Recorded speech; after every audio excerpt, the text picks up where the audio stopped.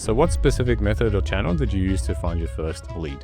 The way I got my client was because I got like 2 bookings a day for 8 days straight. I think I got the first lead like maybe 3 weeks in. What I got paid for was about... The way we got our first leads were through cold calls. We got clients or we got leads through the first client I ever got who paid me like money was... I got about, out of this, maybe about 5 appointments. I got like 10 leads or so, or 10 sales calls. Beautiful. Like she paid me a month, and where I'm getting most of the clients through now. And I just reached out to the person posting that job. So that's how I got to the first lead. Cool. So what specific method or channel did you use to get your first lead? And hello, quick. hi, I'm Ekri, founder of Vital Brilliance AI. I've been in the community since it started, one of the OGs. But the main channel that I used for voice AI was actually warm outreach. It was friends and family. So before voice AI, I had done some stuff on LinkedIn, and people came through that content. But once I came into voice, I just saw the pain points of people around me, like with their businesses. We'd had conversations. So I started to reach out to people when I got comfortable with the build with you. And That was awesome. yeah. And I thought, okay, well, I can do one probably. And then I said, I see this problem here in your business. Can I help you? And so it's just warm outreach. I didn't do content. I'm just about to start my content journey. I didn't do cold email. I know some of us are doing cold emails, so I don't know anything about that. Some did, yeah. But warm outreach. Probably the best way to get started, in my opinion, just to, as you said, talk to your family and friends. And I think most people have the mindset that I've talked to is they think they need to, when they do warm outreach, they have to have business owners to do outreach to. But I think it's anyone on your contact list, anyone that you literally know, right? Do you agree with that, or? Absolutely. Like even now, now that I'm set because I moved countries, I'm gonna go through my phone book. Just each person, my plan is to make them a demo agent and just send it to them. I say, I made this for you. Do you think you might need it? And then ask about their problems. And because tons of people I've known from all my life, at all the places I've worked, friends of friends of friends, friends of families. There's tons of people who need this. So I think it's one of the best ways to start because then you're comfortable talking to them. They know you, and hopefully you're excited about what you're building, and then that excitement passes on to them, and you can solve their problem. Now, you got me an idea. When you say you make a personalized agent, do you mean like, so let's say I've got an uncle called Daniel, right? Would you then make an agent that when he calls it, it'll say his name? Is that what you mean, personalized, or? That's not what I actually mean. I mean, so I've got 2 people in my head, actually 3. One is a real estate. She's like buying and selling Airbnbs. Right. So I know for a fact that she's always getting people calling her, or she's calling out people to look for properties to buy and sell. So I know that she doesn't want to always sit on the phone calling people or receiving calls. She's always on the field. So I want us to build one for that use case for her and say, and I know it's a problem. So I'm not going to build an agent just for the sake of it. I want to build something that solves people's problems. So another one is my in-law's husband. He has a doctor's practice, and he gets a lot of calls to book appointments from elderly people, and sometimes he's in between the treatment, so he can't answer the phone. Oh, you can't say that. Yeah. Yeah. So I thought, oh gosh, like I could help with that. So just to keep that relationship going with his patients. So those are what I mean by personalized. So create a persona and use prompt master to create a nice prompt. Their businesses really get in there. And what I want to do for my gym guy is his voice. He's so obsessed with having his voice on the AI agent. Yeah. Yeah. I feel like that's a niche in itself. Yeah, that's a niche of a niche, I know. Well, I built him one, but it hasn't got his voice yet. So that's another way of personalizing it. Do you have any tips for anyone starting out in this space? Mhm. For I think I, it's been 2 years I've been doing it, and I'm only just realizing a few things, even deeper in my experience. For example, there's a ton of stuff in the AI space. Like, if you do not put your head down and just focus on the one thing, like one thing you're learning, one thing you're doing, and measure that, you will just get lost in the noise. For me, that's the yeah. Like every day there's a new tool. And and also, if you have abilities, like I've done 15 years in consulting, IT consulting, and I can see so many niches in niches. Like there's AI consulting, there's AI education, and within that, there's niches, sub niches. And then I said, I really want to do voice, but I kept getting pulled back into creating LinkedIn content agents for people, which I did prior, and I made a few thousand from that. And I thought, oh, if I keep hopping, I will not get and become an expert in voice AI. Like in voice AI itself, there's always changes. There's always new things. Like VAP is always changing. You always giving us new things to learn. And I thought, if I don't just stop having these distractions within the AI space itself, I will not move forward in one thing. So that's what I've done. I've just gone online and I said, this is exactly what I'm doing. This is my niche. This is my focus. That's it. For me, that's number one. And number two would be to learn the thing. Like you cannot sell the thing if you don't know the thing. Like even if you're not going to be building it, just have an idea.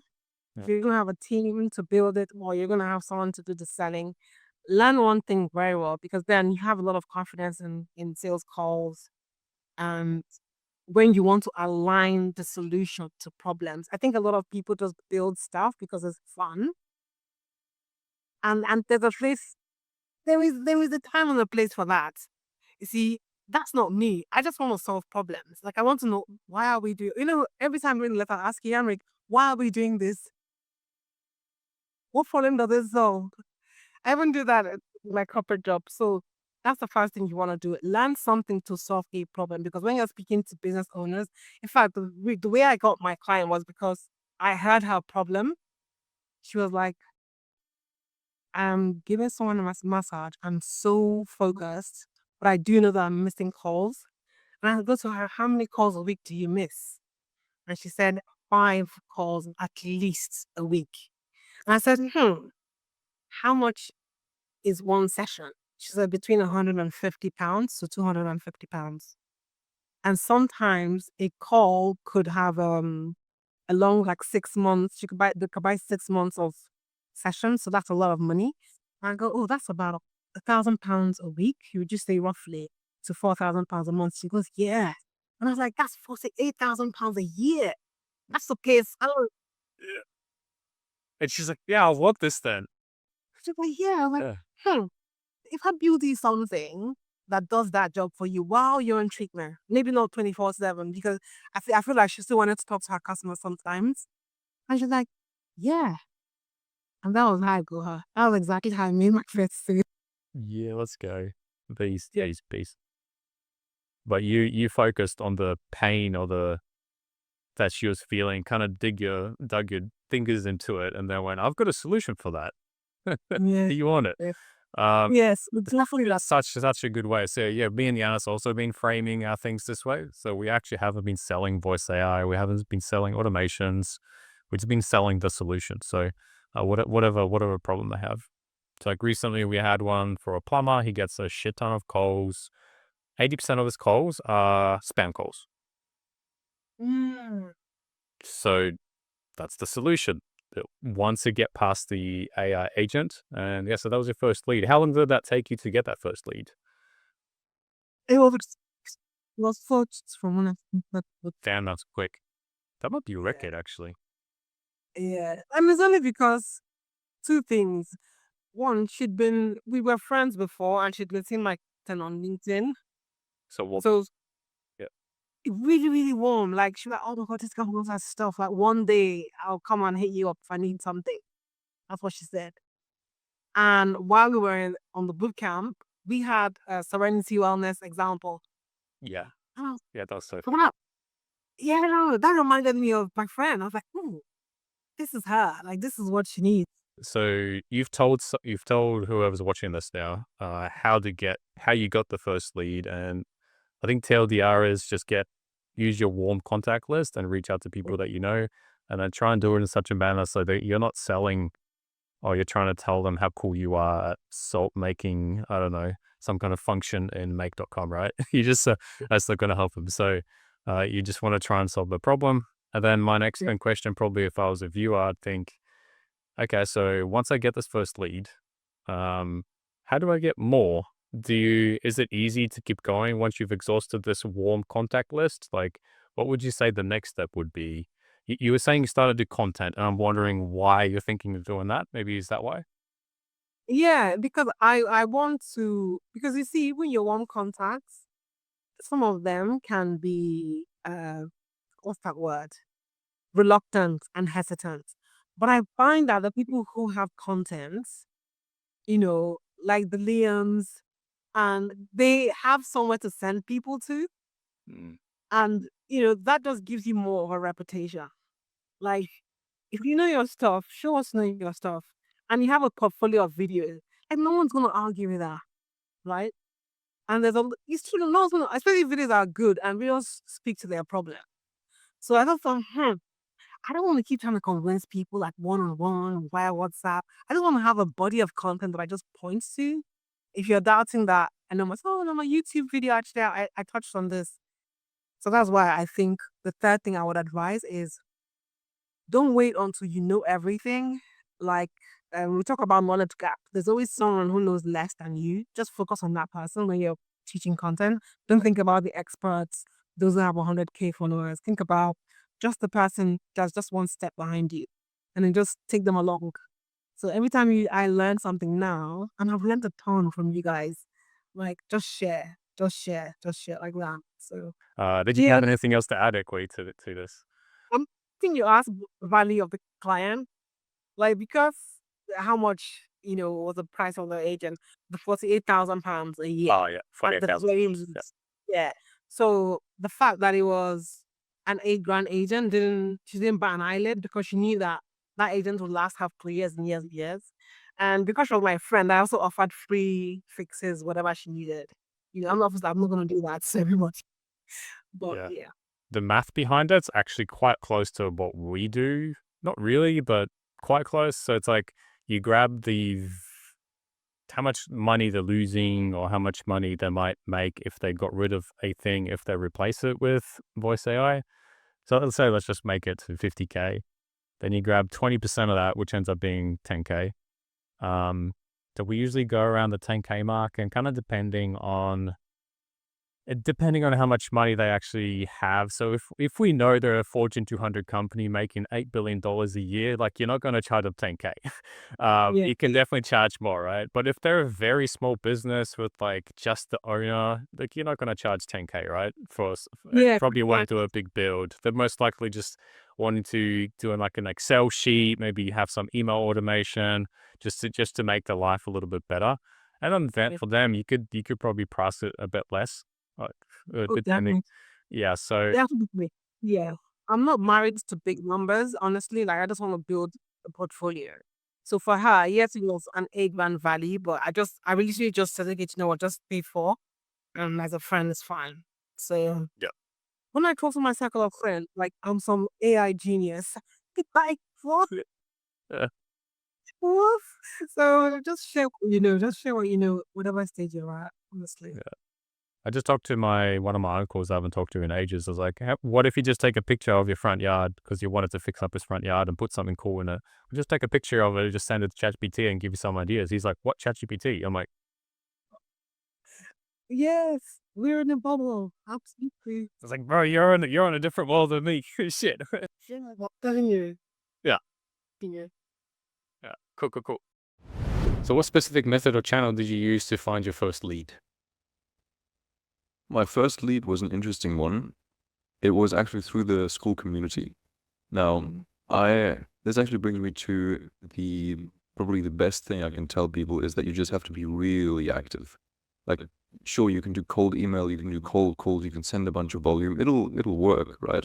But if you want to build a business that actually lasts and you get people coming to you, which those leads are the best anyway, you have to be really active. And that's what I was on the school platform. I mean, Henrik, you probably remember. For anyone watching this, look on the leaderboard, on the all-time leaderboard. I think It it's still is. 1,000-something points. It's crazy. And most of them were just done within the first 4 weeks of this community launching. I was just grinding and just putting stuff out there. And I didn't even know stuff. With being active, somebody came to me and said that they had a friend and they'd like to pitch it together. So we went there and we pitched it and it worked out. So it was a bit of luck, I first thought. But then also listening to other people who are getting leads consistently, it's actually just showing up really consistently. And after that one lead, I switched to YouTube, and I've been posting regularly on YouTube twice a week. Being And same consistent thing with there. that too. Yeah, like it's super important. I get all my leads from YouTube now. You have to put a lot of effort in. Like I do 10 hours a week just for YouTube, and been doing that for 4 months now. And the first was like 2 months I got no results. Then 1 month I got a result, and then 2 months again no results, and now it's suddenly picking up again. So you really have to just put yourself out there and be consistent, because this is not going to be an easy thing to sell. Great. Yeah. Hope that So makes sense. consistency is key for sure here. So you're saying that you were active in a like AI community, because what I'm trying to do is like extrapolate for others what you did so they could potentially copy it, right? So what I'm thinking then is just ideas popped in my head. You could jump onto Vappy Discord, Retail Discord, all the school AI communities like Mine Analysis, anyone else you can think of out there, and just help out people. And by the looks of it, you'll just make enough connections. And you're right, it is not luck. It is really not luck, because what you're doing by each time you outreach to someone and you talk to someone, you're actually increasing the chances that you're going to land your first lead. So by talking to one person, another one, you're kind of like cutting off a slice of a thing until you reach to this goal, which is a lead, right? I have a friend of mine. He was the guy who's, or I don't know if you remember, I have this 10K a month challenge with a friend of mine, Yeah. Mark, and we signed this contract. He used to get all of his leads on school communities, and he's in like 100 school communities, and he just posts demos. And it's a school community for contractors, and there's one for, I don't know, dentists, and there's one for this, one for that. Just go in there and post a demo that you built. Like Nice. he gets quite a lot of leads through that. Nice. And they're not the highest ticket leads. I think he gets maybe between 700 and 2,000. Facebook is good for that, I feel like. I met a few people along the way that did killer with posting free, valuable content to groups on Facebook. And I mean, just completely for free. Like, give everything away. Like, leave absolutely nothing away. So if you guys think you build out a system on make.com that's got like 3,000 modules, super highly complex, doesn't matter. They won't be able to use it anyway. Just give it away. I just tried copy pasting my YouTube videos into these Facebook groups. Mhm. That didn't work at all. I don't- Don't do that.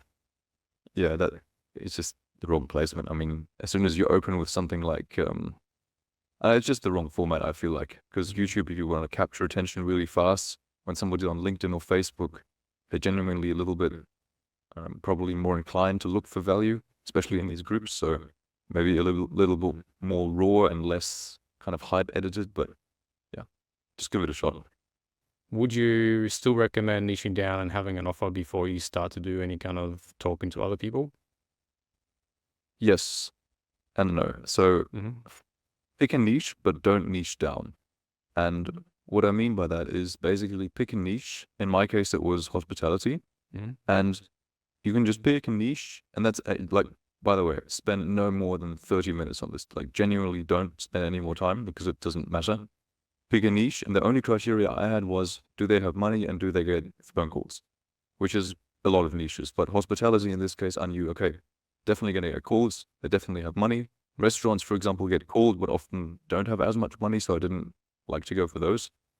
But the point is, I picked a niche, and the only reason I picked the niche was for cold outreach. I did one cold email campaign, and for that, of course, you need a niche. but didn't work out. Got no clients from that.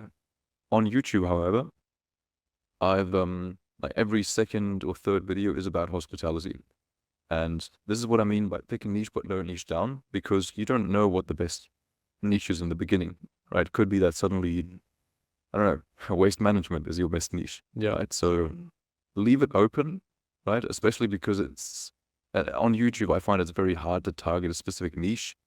But nonetheless, I've been known, like in the community here, people have referred me leads from hotels because they saw what I was doing and remembered, oh, I'm the hospitality guy.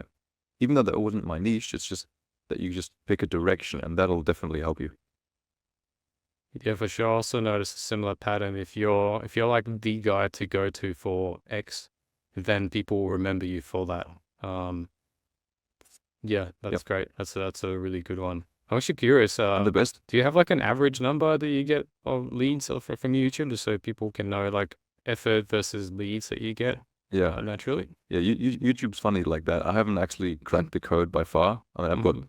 was it like 600 something subs as of today? Yeah, I mean, like you started like And 3 months ago, didn't you? So it's like nothing. yeah, I mean, it feels so slow, but I guess it's supposed to be a bit. It's meant to like. Anyway, so I get as I said, some months I got no leads. Like the Mhm. past week, I've gotten nothing, no bookings. Yep. But then 2 weeks ago, I got like 2 bookings a day for 8 days straight. Overall, that's actually a good number to work out. From my YouTube channel, I've made like coming in on like 15 to 20K now, which is pretty cool. And I guess per sub, that's like 15 euro, $15 or something. Nice. So Yeah. yeah, it's worth the effort, definitely. Yeah, because you're investing your time, but you're investing sort of like YouTube's cool because you're not only learning on how to present yourself, talk to people, and beat the YouTube algorithm, which involves so many other bloody skills. I'm not sure if you guys have had the pleasure of building a YouTube channel, but it's a whole other game, right? So you're building that, and on top of your having like your own real estate that you can then also always refer to, and you make your empire bigger over time. Yep. Just by investing your time. So it's actually for free. All you really need is a toaster of a laptop, and you can still do YouTube content, right? Still possible. I mean, I've had genuinely just a couple days ago, Mhm. I think Giannis in this community referred this insurance lead, Nice. and I just sent him my YouTube channel, and we hopped on a call, and he said, "Oh, I had an interview with 2 others, but this one's going to be super quick because I've already seen your channel. I know how you tick. I know the project that you've built. Didn't ask for any referrals, no credibility. Like genuinely, the credibility your YouTube channel gives you is incredible." So how long did it take you to, from the time you started talking to people to get your first lead? I think I got the first lead like maybe 3 weeks in. Oh shit. So that was really quick. No, that's really Can't lie. cool. And that was a 6K one as well. So Nice. a bit of luck went into it, but I will say before that I'd spent half a year trying to develop an AI software. I built it for free and then it failed miserably. So Hmm. maybe God just wanted to give me a little nudge saying it's okay, keep going. Right. But let's say maybe differently, from the time I started my YouTube channel to getting my first proper lead from YouTube, Okay.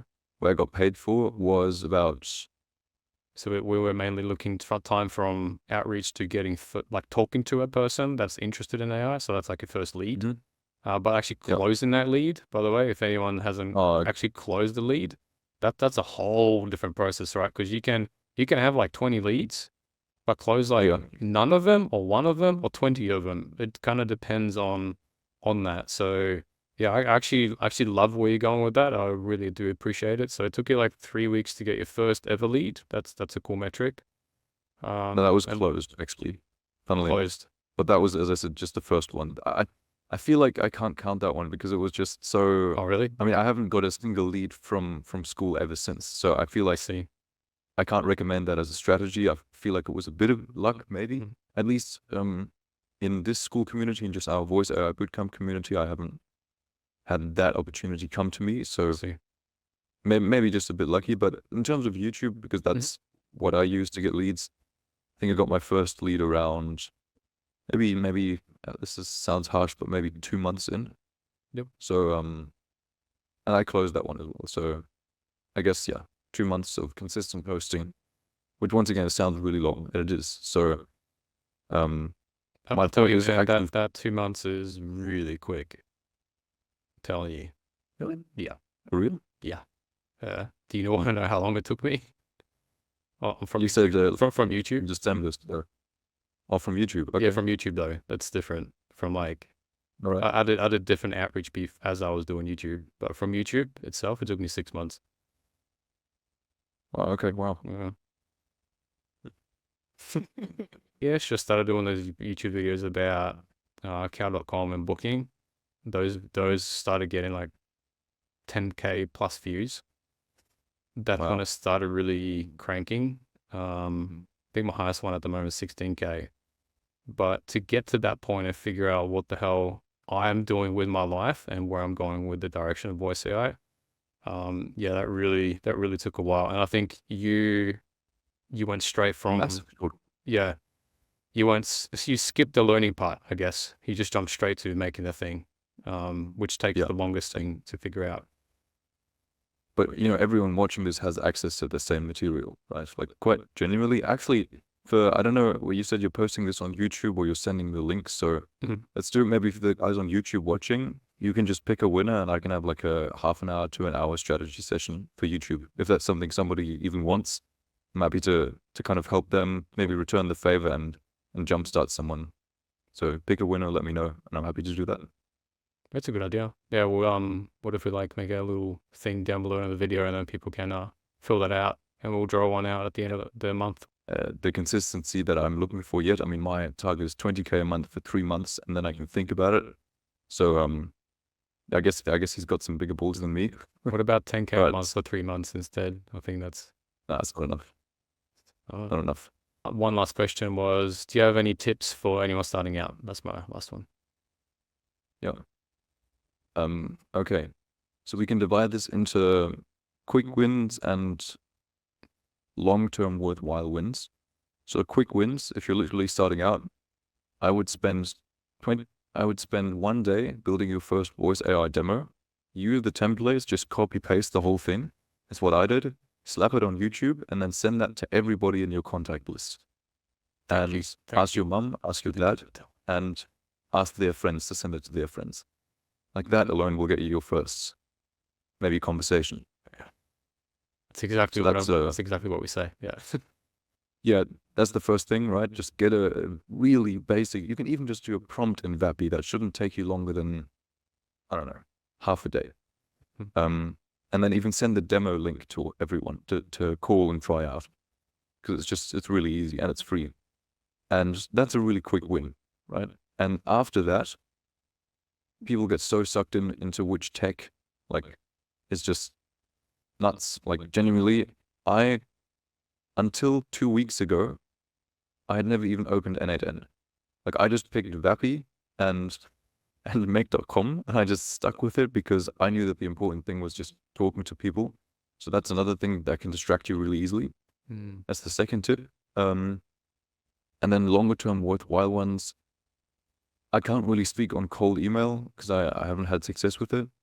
Cold calling is good because it toughens you up, first of all, and it also gives you an idea for the niche, which is nice. You get to talk to people, figure out what they want. I've seen people getting results from LinkedIn as well. So you could, if you don't want to bother with all the editing on YouTube, just do screen recordings on LinkedIn of your N8N scenario or I don't know, Miro board even. Works great for some people. And just start building a personal brand in the time that you have. Because even if you just spend an hour a day on outreach or content creation or something, you've got no projects you need to do. You've got no development because that sucks a ton of time. Yeah, like I wouldn't recommend anyone to just quit their job until they've got like some leads at least, because you can do both at once, right? It's in the outreach phase. It's totally doable. It totally makes sense. Because that's probably the best advice we could give anyone, honestly. People try to make things like really perfect, and they spend time trying to make their Airtable formula work for like 2 weeks. It's like, shit, man, you could have done okay, let's say 100 just to be, you could have contacted so many people and shown the build that you already have. It's going to change my business, or it's going to change this thing, or it's going to help out Sally down the road who's, swamped with spam calls every day. Yeah. But anyway, yeah, thanks for answering that. That's awesome. By the way, as a quick hack, just because I tried to sell ads to dentists in Germany, mhm. they get so many spam calls a day. If you call the dentist and say, I'm going to remove all your spam calls forever with this voice AI, that's actually a pretty good opener. Yeah, right. You also teamed up with someone, right? I think that's quite important. Yeah. The person that is probably closest to me in the world, which is my brother. Mhm. That's who you meant, right? Yeah, so what I'm trying to go from this angle is, for example, me and Yanis teamed up, right? So you're kind of doing you're basically doing the getting the leads part from what I can see. You're also technical, so you're also building these things. But you can give some of the work to someone else to help you with building the project out, which is sort of which was more or less my part initially with Yanis. So I'm just thinking, do you think it's also good for others to try and team up with someone who then complements the skills? Yeah, absolutely. If you can find them, that's awesome. I wonder if it's even good for the beginning, because I think you should at least be able to build them yourself before you team up with someone. Because funnily enough, even though leads is the thing that you're struggling with the most at the moment, and I totally get that, if you're consistent in 6 months from now, that's not going to be an issue anymore at all. Like, your issue is going to be the development and trying to fulfill for everyone. Yeah, the issue is going to be you trying to pick the lead that you actually want to work with. Yeah. Sure. I haven't quite gotten to that point yet. Okay, yeah. But yeah, so I think it's good to team up, but maybe initially just don't outsource everything, because you should have an understanding of it. Makes sense. Makes sense. Yeah.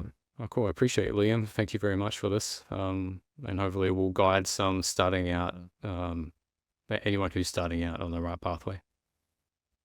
Yeah, definitely. As I said, I'm happy to give that away. I'd love to help someone, especially, YouTube is something that I've done, I think okay with over the past few months. So I hope that I have some value to offer. So if anyone wants that, drop a comment or sign up during the form. Not sure what you wanna do, but yeah, we'll see what we happy to help you out. Yeah. Perfect. I appreciate it, man. Thank you.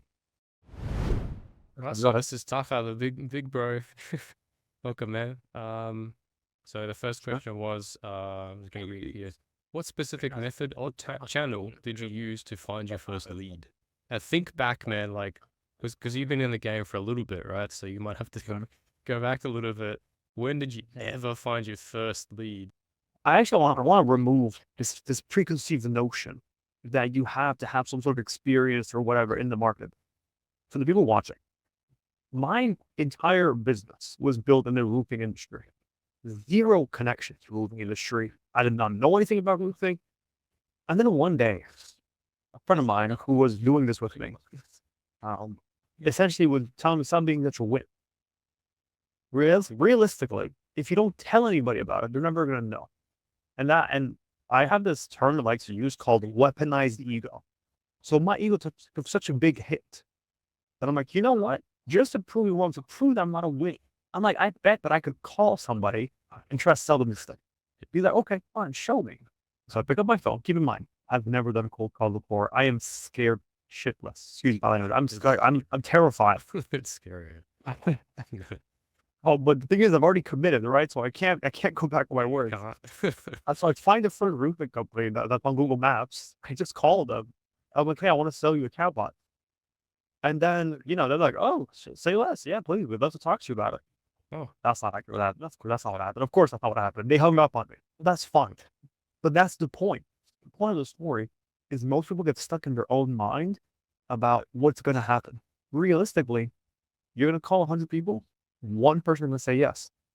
But that's the only yes that you need to get to the next step. So going back to how we got our first leads, we started off in roofing. I got peer pressured into making a call because I was trying every other tactic before. Maybe I could send a cold email. Maybe I could do LinkedIn. Maybe I could do that. Paid ads. anything to avoid the confrontation of the one-to-one calls. But it got to a point where we weren't making any progress. And I just had to, man up and just be able to pick up the phone and just call people and realize that whoever picks up, they're not going to eat me. Like they're going to say either yes or no, and then we'll move on. So we did that for quite a while. And getting more tactical about it, when the way we got our first leads were through cold calls. I would get on the phone for 2 hours a day, maybe at the end of my day, and I would prepare a list. You realize that when people say no, they're not rejecting you. They're rejecting whatever product or brand that you're representing, but it has nothing to do with you. If I try to sell you a product, Henrik, and you say, no, I don't want that, you're not saying, no, I don't want you or I hate you. I just don't want your product. So I think making that separation, your mind crystal clear, you have to be able to endure the no, I don't want this, no, I don't want that. If you can't endure that, it's going to be very difficult to get clients. Because the reality is a lot of people are going to tell you no, but you only need one yes to get to the next step. But going back to my 2 points that helped me out tremendously. Firstly, prepare a list. The reason why this is so powerful, and a list, by the way, this is a list of numbers, list of company names, etc. The reason why this is so useful, whenever you feel rejected or whenever you get that initial, that no, or that you get cussed out or whatever it is, if you allow your mind to start thinking about why so-and-so said this, it's going to put you down, right? You're like, why did I say this? What did I do? I was nice. I was respectful. And your brain that kind of makes sense of it, which is not a good spend of time. But when you have a list of pre-prepared numbers that you're calling, the second somebody hangs up, you're already dialing the second person. And then when you hear that ringing again, your mind isn't spent, or your mental energy is not spent on what the guy said before. You're now focused on what this next guy's going to say. And it shifts your energy levels so much because it doesn't hurt as much or at all, to be honest. Or you can rip out calls and doesn't matter what the other guy said because you're always focused on the next guy. I see. That was number one. Number two, this is very much a luxury if you can, is don't cold call alone. Or cold calling with people is so fun. So I would get on call with two of my buddies, like I said in the beginning, and we get on Zooms and we would mute our mics, cameras on, and just rip through calls. Oh, shit. And I think there's something so social. I think us as human beings are really social creatures. So like if you go on a ride, if you go on a what do we call it, like a mountain hike, or if you're going to a marathon, it is so much easier to keep going when there's other people around you who are doing the same thing. I don't know why human beings are like this, but regardless, you can use that to your advantage. When everybody's climbing together, every step feels so much lighter. And maybe it's because you can empathize with them. You can say, oh, look, they're going through the same suffering I'm going through, which makes it almost easier on me.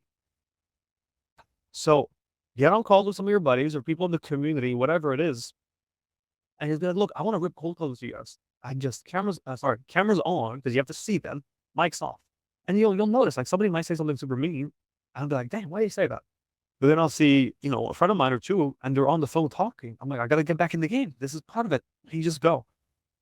Those are two of the biggest levers for me, at least, to keep going, because the reality is you can get leads in any matter you want. I see that there's always these debates. Now, cold call work, there's cold email work, there's content work, there's LinkedIn work. They all work. It's just about making it work for you. Yeah.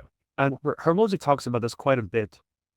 He gives this chart, which is essentially people are super optimistic in the beginning, where they're like, oh, you know what? Let me try this one thing, right? Let's say cold email. And then, they start doing it, and there's a certain point of, let's say, they start writing their email copy, they feel super energized. But then there's a period in most, I would argue, probably all methods, where things get harder, right? You actually find that grass isn't green on the other side. It is a different color shit. You see the hard part about whatever endeavor you're doing. And now the hard part, or the part where most people give up, is once they start calling, right, things get harder and harder and harder and harder. And within this chart, imagine yourself, you're here, you went to your highest high, and now you're lowest low. You're even lower than you were originally. The reflex here, and the reason people say in this loop, is while they're at their worst, they will see another methodology. Let's say you're doing cold email. We're like, well, I saw somebody else did paid ads, and they got these results. So let me maybe jump ship. Maybe this method just doesn't work. And guess what happens? The same cycle over again. You get super excited in the beginning, and then you realize, oh wow, there's actually some hard part about this stuff, and then it gets harder and harder and harder. And then you go back just right to where you were. And that's how people stay in the same cycle of just same thing happens with niches. They're like, okay, well maybe the roofing is hard, but maybe if I do dentist, it'll be way easier. And then you do it for a little bit, you realize all the hard parts about it, and then your reflex is to switch again. Yeah, I've But seen a similar don't wait. thing with actually seen a similar thing with our AI communities, because there's like ours, there's Liam's, there is Nick's, there is someone else's community, right? And I've seen people jump ship to many different communities and like all quite different niches. There's like a general one, voice AI. There's one that's about make. There's one about an A10. There's one about thing. And I had a couple guys who's like jumped ship a few times because they're like, oh, I spent 2 weeks in here, didn't work. So then I moved to another one. I spent 4 months there. Shit, that didn't work. So I'm going to jump to the other one because it didn't work. But the thing is, at each point, they've climbed, let's say, halfway up or 3/4 up the mountain. And then, like you said, then they jump all the way back down to the bloody bottom of that mountain. And they got to start back up. So it's like you're going down and then up again. And you're like repeating that cycle, as you said. I've seen that happen a lot of times. The only way out of that cycle is to just keep going. To sort of close the loop on this, we got clients or we got leads through cold calls originally. I was cold calling with friends. I had a list so that I didn't give my mind time to think about why the last person said no, or I didn't have the time to think about it. I didn't have time to overthink about it because maybe you said the wrong thing. Like, I shouldn't have said that. That's what took them off. But you won't have enough time to be like, oh, well, maybe I'm not good enough. Maybe it's because I'm this. Maybe it's because it's that. No, just volume. And then cold called other people. That's how we did it. Eventually, we got enough clients where we didn't have time to do cold calls. So we started doing cold emails, which has its own difficulties. I don't want to let this deter you. I'm actually glad that I did cold calls first. Here's why. With cold email, the benefit is that you don't have to deal with all the no's, the content rejections, right? Because you can eliminate, you can't really see them. You only get notified if somebody says yes. Here's the challenge with that. Every yes counts so much more. So when you don't have that experience of dealing with objections and dealing with people who say no, it puts so much more pressure on you when somebody does things over email. The thing is that you don't have that much experience. So when we transitioned from cold calls to emails, I had so many, keep in mind, I done probably 3,000 cold calls, which in grand scheme of things isn't actually that much. But it gave me enough experience that even when I was cold emailing people and they would say yes, I was super comfortable on the phone with them because I had dealt with the other 3,000 people who told me to piss off. Shit, you did 3,000 cold calls. That's nuts. Give or take, yeah, it was between 3 and 5. Man, bro, mad respect. I did 200 and I gave up. Well, that's why you use the techniques I told you, because if I had done them alone, I don't think I would have lasted that long because it's just depressing, right? The reality is everything that you want. I saw this quote the other day, which I love, which is everything you want is on the other side of cringe. Oh, yeah. Isn't that amazing? Everything you want is on the other side of cringe.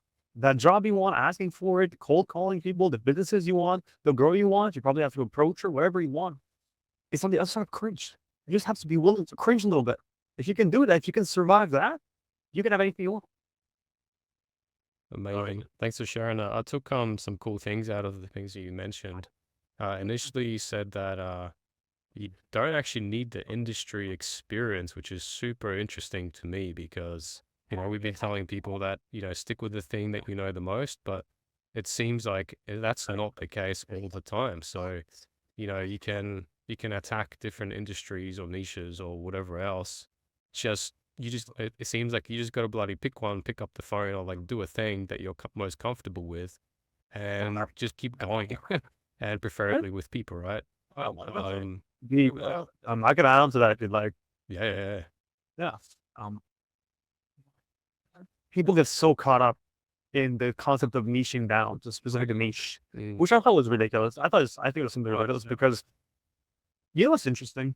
The same answer I just gave for how to get leads is actually pretty much the same answer as far as niches go. Now, what I mean by that is there is much more importance, or I place much more importance on can you stick to it over will you jump ship? That is the biggest variable. And there's a word that I use called domain authority. Domain authority, I define it as the amount of time or the amount of knowledge that you have in a specific domain because you've spent X amount of time there. And that refers to the language that people use, do you know what they're referring to? That refers to the problems that they have that are specific to that industry. That revolves to the solutions that you can offer to those industries based on based on variables that you can't control. For example, you might have a solution that works in the dental space because they have a specific CRM that your solution works well with, but that maybe doesn't convert over to this sector because they don't have that same system. So building that domain authority is one of the key pieces, at least for me, that I know that even if I were to lose everything today, I could rebuild it up pretty quickly because you can't take away my domain authority. I literally went to a roofing conference. They invited me out there to talk about the solution that we had built but here's the thing. The only reason we got invited out is because we were focused. We did one thing and stuck to it. So that is, I think, one of the biggest challenges that everybody faces. It's just that, I mean, it's been said time and time again, that the woman in the red dress, the distraction, that when things get hard is when you start to look outside. But I think probably 70% of the battle of entrepreneurship is just being able to stay focused. And the analogy I use, or the example I use, is horses when they race, they have these things called the blinders on. So that it doesn't matter what all the horses beside them are doing. They're only focused on the races in front of them. They're only focused on where they're going. And if you can do that, and the same thing with these AI tools. I'm writing a video right now talking about why most AI tools are actually completely useless, and you're just distracting yourself by trying to learn this and then learn that and then learn that and then learn that. And this sort of ties back to my point of, can you simply focus on one niche, one industry, one outreach method, one product, and just stick to it? Perfect. Yeah. There's a lot of what's it called? Shiny object syndrome. That's a really big issue. I think. Yeah. You know, like they see a little thing and new thing come up, like, oh, I must learn it because it's not nice and fresh. But the new thing, just like the woman in the red dress, you don't know her yet. She'll also have her own quirks once you get to know her. So yeah, it's a rough game to play, and I totally agree with you to I'll add something on from that. and focus. I believe that part of the reason why people jump so much, I did this too. So I'm not talking down to anybody. Like everything I'm talking about, I'm talking from experience as somebody who took me a long time to stop doing this as much. Because there's different levels, right? The more you climb, the prettier the women get, in this business analogy. But my point is, it gives you an excuse to not do the thing that you know you're supposed to do. Yeah, What procrastination, isn't yeah. do exactly? It feels Yeah. productive, right? Like, oh, I should be doing outreach, but I just saw this new tool, and maybe I may be able to use it for X, Y, and Z thing. Mm. So that excuses you from knowing what you actually should be doing, which is most of the time just telling more people about something you already have. Yeah. But you find all these different distractions. Yeah, today I called out someone. They were like, oh, I said, make a list of 10 people that you have on your phone, write down their numbers, and we're going to call them today. That was my instruction. And they're like, oh, but I need to find out how much Twilio is going to cost. I need to find out how much Vappy costs are going to. And I'm like, no, you're just asking questions to procrastinate. Do the damn calls. And they're like, oh, okay, thanks for calling me out. I didn't even see it that way. I'm like, yeah, it's because you're scared to make the calls. I was too. You just got to press the bloody dialer and just talk to a person. And it's scary, yeah. But it's the only way you're going to make money. Like, you don't have it. Like, you can't pay for rent. You don't have money. It's like, what else you going to do? Yeah. Yeah, man. That's awesome. So the next one is, this one's completely optional, so you don't have to answer this one. My last main question though is, do you have any tips for anyone starting out in the space? But the one before that was, if you want to answer it, how much did your first client, how much did you close them for, if you're comfortable sharing that? How much? Money wasn't even in the equation. Yeah, But for the first one, it was free, right? getting paid up front for the first few clients, that's not the goal. And sometimes I tell it like this, that $100 or 500, even if it's $2,000, whatever it is that they're paying you, that's not going to change your life. Realistically, it won't change your life. What will change your life, what I can, is taking that experience, taking that testimonial that they're going to give you, taking those referrals, and using that to go to the next guy and sell them and actually and make money off that guy, and then Yeah. take those two and bring it to the next person. That can change your life. And to answer your question though, the first client I ever got who paid me like money was a roofing company that we were doing everything for free at this point. And we're talking about AI and stuff like that. And I made them an offer as I was talking to them. At this point, I'm just offering consulting because I didn't know what to sell. I'm just trying to help people out with AI. And then I said, you know what? Yet they were having some problems with their marketing agency. This is the amazing part about doing consulting calls. People will start talking about random stuff. And they said, you know what? My marketing agency is really, kind of pissing me off. I'm like, oh, why? I got it too slow, update their ads, whatever. I'm like, you can just use ChatGPT to write those. This was like a year and a half ago, 2 years ago. Probably 2 years ago, actually. And I said, your eyes widened. They're like, what, you can? I'm like, yeah, we had a marketing company before, so this was fairly familiar territory. And it's like, oh my God, yeah, I'd love to know how. And then I started telling them about it, etc. And then at a certain point along the conversation, I'm like, well, how about this? What if I just taught you how to use ChatGPT? Like, I'll spend some time, I'll take a few hours, I'll spend some time and create like a whole framework around it. And I'll teach it to you for 2 to 3 hours, give or take. And like, yeah, how much is that going to cost? And that word, how much is that going to cost? Clicked in my mind of, oh, I could charge for this. I didn't talk about price until they did. And then I'm like, you know what? I don't know. Let me I'll see how much time it'll take me and I'll come back to you. So I went back. I didn't do any research. I'm just like, what can I charge for this? Right? I don't know. And I'm like, you know what? For me back then, it was like, okay, you know what? I'm not going big. Let's go $500, please. Let's see what happens. And then I texted them, like, yeah, done. And then I sent them that Stripe link for $250, like upfront. Initial upfront. But for a $500 product. Yeah. And then I remember I sent the picture. I can't remember who I sent the picture to. But I took a screenshot because I would watch all these videos about people online with their stripes. And I'm like, it's happening. I'm doing it. But yeah, that's how I had my first client in the AI space. And I want to add one more thing to the story because this is what amazes me with human psychology. So a week goes by, I do the whole presentation, and this is the day of the presentation. I prepared it. I keep in mind, here's what's amazing. They just paid me like $500 to teach them how to use ChatGPT to write Facebook ads for them. I am not kidding when I tell you that the second I finished it, like 4 hours later, I'm spoke about so much stuff in the meantime, but 4 hours later, they're like, oh my God, this is great. Thank you so much for doing this. By the way, like, obviously, you know what you're talking about. Do you mind just running our ads for us? So they just paid $500 to learn how to do the thing. And then they just offered to pay me to just do the thing that they just paid to learn so that nobody else would have to do it for them. Yeah. Isn't that amazing? And this goes to show that you can share this information. Like the reason why so much of the information is free is because the info isn't what's valuable. It's the actions that are taken from the info. So I could share all of this knowing that 90% of people or 95% of people aren't going to do anything with it. Oh yeah, that's how we had made our first few dollars in the AI game, my friend. Bro, first 250, that would have smelled so good, bro. Yeah. Oh man, I'll never forget it. I'll never forget it. It's the best one, isn't it? Because it's like, it's seriously, my first one was 400 was my amount. Yeah. So I ran Feels different, huh? on Mike, man. I was like, I went to my wife, man. I was like, I actually make money with AI like 6 months later. I love it. The way you just said was 6 months later, not the next day. That's what most people get it wrong. Is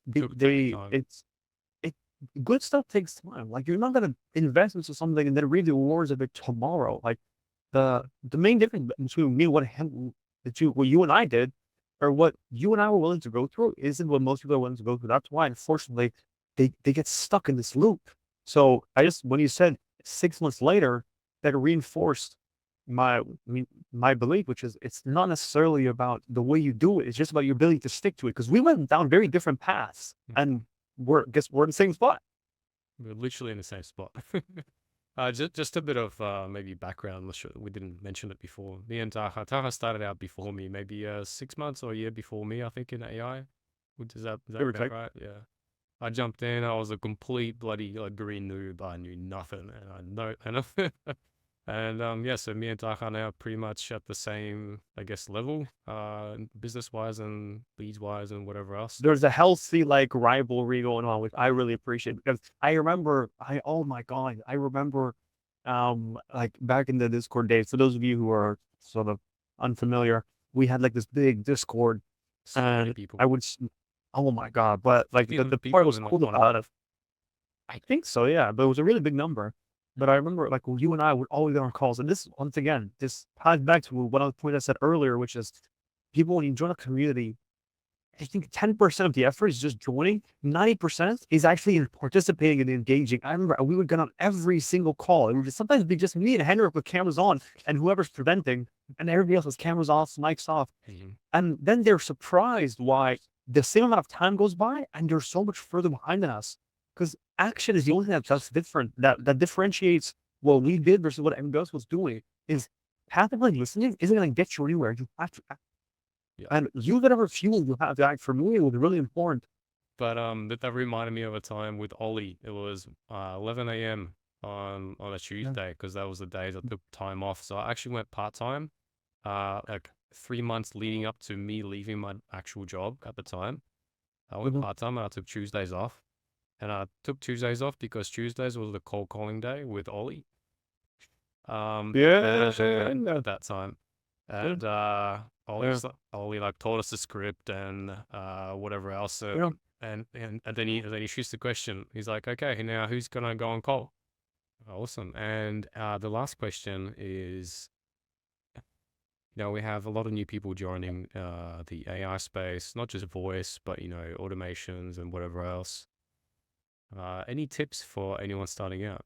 I think there's two of them. One of them I took from Giannis, and I will never forget this. Mhm. So we were maybe a year ago. I went on a trip with Giannis and a couple of other guys. Giannis, everybody knows him here.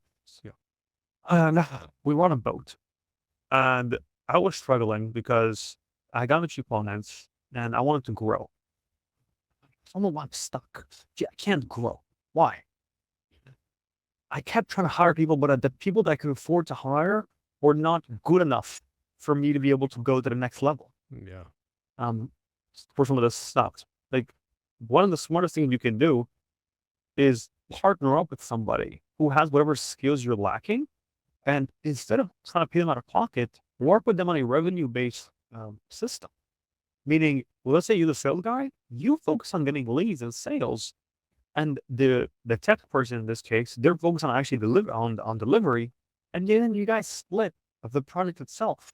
And this does a few things. First of all, it takes a lot of the burden off of you where you don't have to be both the amazing salesperson and an amazing developer, which is very rare. And even if you are both, you can't keep up with both at the same time. It's possible. Can, yeah. And the other thing that it does is it allows you, this is probably the one that was applicable to me, it allows you to get much better talent because you are no longer bound by how much you can spend. You are only bound by the scope of the projects. And when you have people who are actually really, really good, you can afford to scope way bigger projects because the talent you have can deal with those type of projects. Where before, maybe the maximum I could get was a $500 project, 1,000. Now I could go to projects where 10 grand, 20 grand, because the talent that I had was able to deliver on those projects. Yeah. And I never had to come out of pocket for them. It also made me a lot more confident in my sales calls. So, and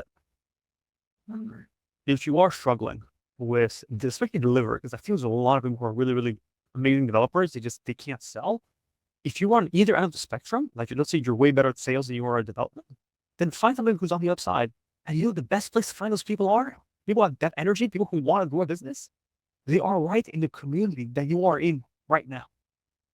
Literally, like my business partner, Mark, I met him in a community like this.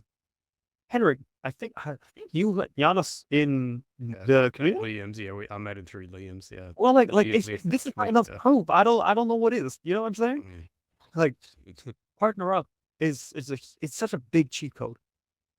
The second one and this is on the more, let's say you're more starting, is work on your ability to focus. What I mean by that is stop watching so many videos about AI. Just start. Like, get off YouTube and just start. The amount of people, the amount of distractions that there are, on YouTube and these creators, their intentions are good, but you can watch 1,000 videos about AI. You're still not going to get any clients. The clients aren't going to come to you. You have to reach out to them. I've got a list of highest leverage things that I could do today, whatever those are. Let's say my issue is getting leads, just like, this is why we're talking, right? The issue today is I have no leads. So me making things perfect isn't going to solve that problem. The thing that's going to solve that problem is taking action. Yeah. Nice, man. Awesome. I'll finish, I think, on that note. Right, man. Well, thank you for joining, Corey. What specific method or channel did you use to get your first lead? Yeah, so I started out reaching out to my warm network. So Nice. a warm network is just pretty much just anyone you know, right? So it could be family, friends, old colleagues, those sorts of things. I also did a lot of cold outreach. So what that means is I just picked up the phone. I literally just picked up the phone and started calling numbers, Shit. Google Maps, looking at who's in my area and really just talking with folks who are in the industry and or the niche that I want to focus on, right? So whether it's plumbers or HVAC, roofing, those types of service-based companies. Perfect. Yeah, so that actually brought up a couple of other questions that I wanted to ask. This is like, what kind of groundwork did you do before you started doing the outreach? Because you mentioned something about niching and picking on Google Maps. I'm guessing you have to think about who you want to target too. Like that's whole another thing, right? Yeah, absolutely. My idea, so focusing on the service-based industries, I couldn't really narrow it down. And so I was really just going wide, and I'm still, to be honest, I'm still going wide with the types of niches I'm focusing on just to see like what's the most stickiest. So I haven't really necessarily landed on a niche quite yet, to be honest. I see. I've done work for plumbers and like legal, right? All right. That's a attorney- wide range. Yeah. Yeah. You also mentioned that you did cold calling, which is, man, I tried that for 2 weeks myself at one point in my entrepreneurial journey. Man, that was stressful. So how did you go about doing the cold calls? How did that go? Yeah. So cold calling was scary for me, right? Like, I think it was especially when you don't really have like your sea legs yet. So there's a few people that I've learned from and kind of just followed over the years. A lot of my friends are in marketing as well. So I kind of just have been paying attention towards the people in that space and then, taking what I've learned from them and just applying it to my cold calls. But really kind of what's been working for me is don't sell on the cold call, right? Like everyone's getting sold to on the first call. So my approach, which this is kind of a hack, I call in and if I'm calling folks in my, local area, so I'm in Nashville, Tennessee. And so I'll just say, hey, my name's Corey. I just started a new business, I notice you do plumbing, obviously.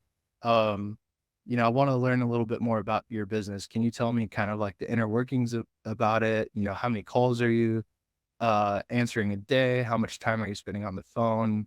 Those sorts of things. And I really just position it as, hey, I want to learn about you. And it's not like a pitch fest, right? Like, I heard someone say one time was be a problem finder, not a product pusher. And that really stuck out to me, right? And so if you position yourself as wanting to learn about their business, then they're going to be so curious. They're going to be like, well, what are you calling me about? What are you trying to sell me? So then I'll say like, oh, I'm not trying to sell you anything actually. Yeah, they And don't then ask as the that, don't they? Yeah. yeah, as the conversation goes, if it kind of goes in that direction where I feel like, hey, this might be a good fit, then I'll say something like, well, hey, what if we could, save you those hours on the phone every week, and would you be interested in learning a little bit more about the system that I built? So that's kind of how I position the cold calls. But yeah, cold calls can be scary if you're not, used to it, but it's one of those things. It's like going to the gym, getting those reps in, right? You got to just try and fail and not beat yourself up. I've had people cuss at me over the phone, and you kind of just have to like brush off your shoulder Yeah. Yeah, just and go, all right, on to the next one. So, yeah, yeah, exactly. You can't like take it personally at all yeah. because you are gonna suck. I suck. I, Thing is that they I'm don't not even know you, so like they're not even, it's not even personal anyway. So, that's awesome. And how long? So that was you did cold calls. You worked. So you said you first reached out to your warm network, which I think like literally anyone you can think of. And then just show off the things that we do. So like voice AI, but it seems like you didn't demo the things that we did to your warm network, or you did. I'm actually curious about that. Yeah, it was kind of like one of those things like analysis paralysis. I wasn't really like focused on one thing. So I was like, oh, I'll just try all these things. And so I shared with one of my buddies, that I was getting into voice, and he checked out a demo, and he's like, oh, cool. Well, you actually have one of our clients or prospect is interested in building something like this for plumbers. And so he owns a marketing agency, the prospect, and he works with plumbers directly he does all their marketing. So Oh, yeah. he saw an opportunity where boys could come in, and he kind of wanted to do this like kind of like an Uber model where you someone calls in and they give you all their details. They say like, hey, my water heater's not working, and get you like the type and the size, collect all the caller's details, and then send it off to their plumber network. And then from there, the plumbers would then fulfill those work orders, and then either same day or next day, they would, you would have a new water heater installed. So that was kind of the model, and that led us into the project. One of my biggest projects I've had in voice AI yet. So building that, we built a whole voice system. We built a chat bot, Nice. support for SMS, iMessage, and we used Airtable as well to kind of Beautiful. keep track of all the leads. Yeah, so that was a really fun project, a long project because there's a lot of updates, and then the scope kind of changed a little bit. So yeah, I learned a lot, and yeah, it was a fun project. Yeah, I feel like once you start building out the voice stuff and then they start asking you for extra things like that chatbot, SMSing, maybe updating some Yeah. kind of dashboard, when you start getting to a whole other level of a build, and yeah, you're right, it can take anywhere from, let's say your initial build took a month. Those extra little things, especially if you don't have them scoped out properly, some scoping happens that can lead up to Yeah. like a 3-4 month project easily. So, but I'm assuming the payout wasn't too shabby either for your time and effort there too. So Yeah. yeah, Yeah, we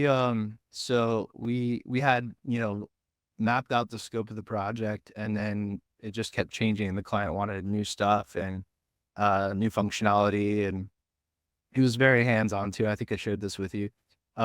Very hands-on. So he wanted to test the agent and uh, you know, have the agent say very specific things. So that probably took most of the time, just like the back and forth of testing and getting feedback and implementing. And Mhm. but yeah, it was a great first project. Awesome. Glad to hear. And could you tell me the timeline or how long it took you from when you started doing your warm outreach, your cold, and your so it looks like your first client was from the warm, right? So I might actually stop there at that question. How long did it Yeah, take you from like the day you started doing that outreach to getting that first lead? I would say, so let's just say from the time that I had shared with my buddy to Mhm. the time that we started the project with the client was probably about 2 months, Mhm. because the client and I was working with an agency on this build, I see. And so the agency had some meetings with the client just to kind of like iron out the scope of it. So that took the majority of the time, was really just Just talking to him. figuring out what he wanted to offer and then how we could achieve it. Um, so yeah, I would say probably about 2 months Right. from reaching out, and yeah. Yeah. So that process of like talking to him and then closing him was 2 months to that process. But actually, Yeah. how long did it take you until you actually found that guy? Like from when you started outreaching? Yeah, so I started building Vappy, I would say April of last year. No. And I spent a lot of time. I got really focused on just like learning, and I felt like I needed to learn everything before I could actually like make a sale or make any money. And so I would say don't do that. You don't need to learn everything Yeah. and be an expert before you can actually do a build. So like that's why we have the voice AI bootcamp, community, right? Is post your questions in there, and everyone's really eager to help. So I would say, you know, get dive into Vappy and learn all of that, or learn the basics, right? Like just do a quick one and then go out and start doing your outreach. So I would say from April to about January, Mm-hmm. I was just learning and building. I was also learning like other things too, like Make and NA10. And so there was a lot of, I got stuck in the YouTube loop, right? The learning loop. You bring up such a So good point. I'll have to go deeper on this. Yeah, that's awesome. Keep going. yeah. Yeah. And so I would say, so when I had joined the community, the elite community, in January, I believe, and that's when I landed the plumber client. Um, so I guess you could say from April to January, but I feel like within your first month, you could easily, or maybe even like your first week or two, you could easily get a client, with what you guys teach. Yeah. Well, thank you. I actually wasn't trying to like advertise our elite. Yep. Oh, cool. It's cool. It's cool. Thank you.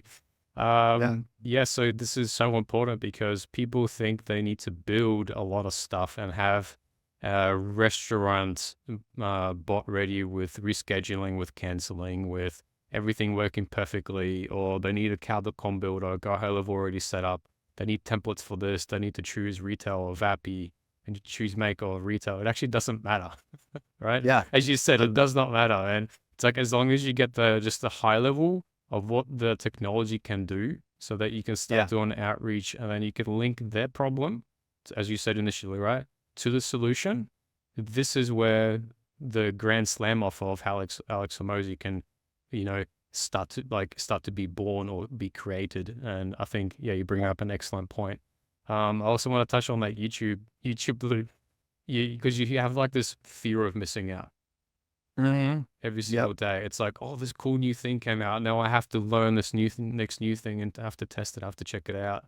But actually, in reality, I stuck to the same three programs, which is Airtable, Make, which is from like 2024, right?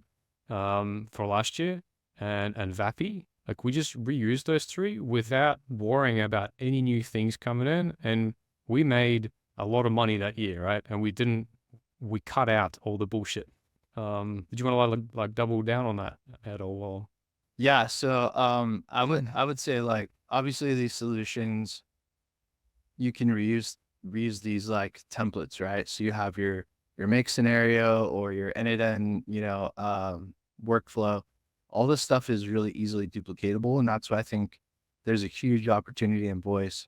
Sure. Because you build one solution, and it's really all you have to do is change the prompt.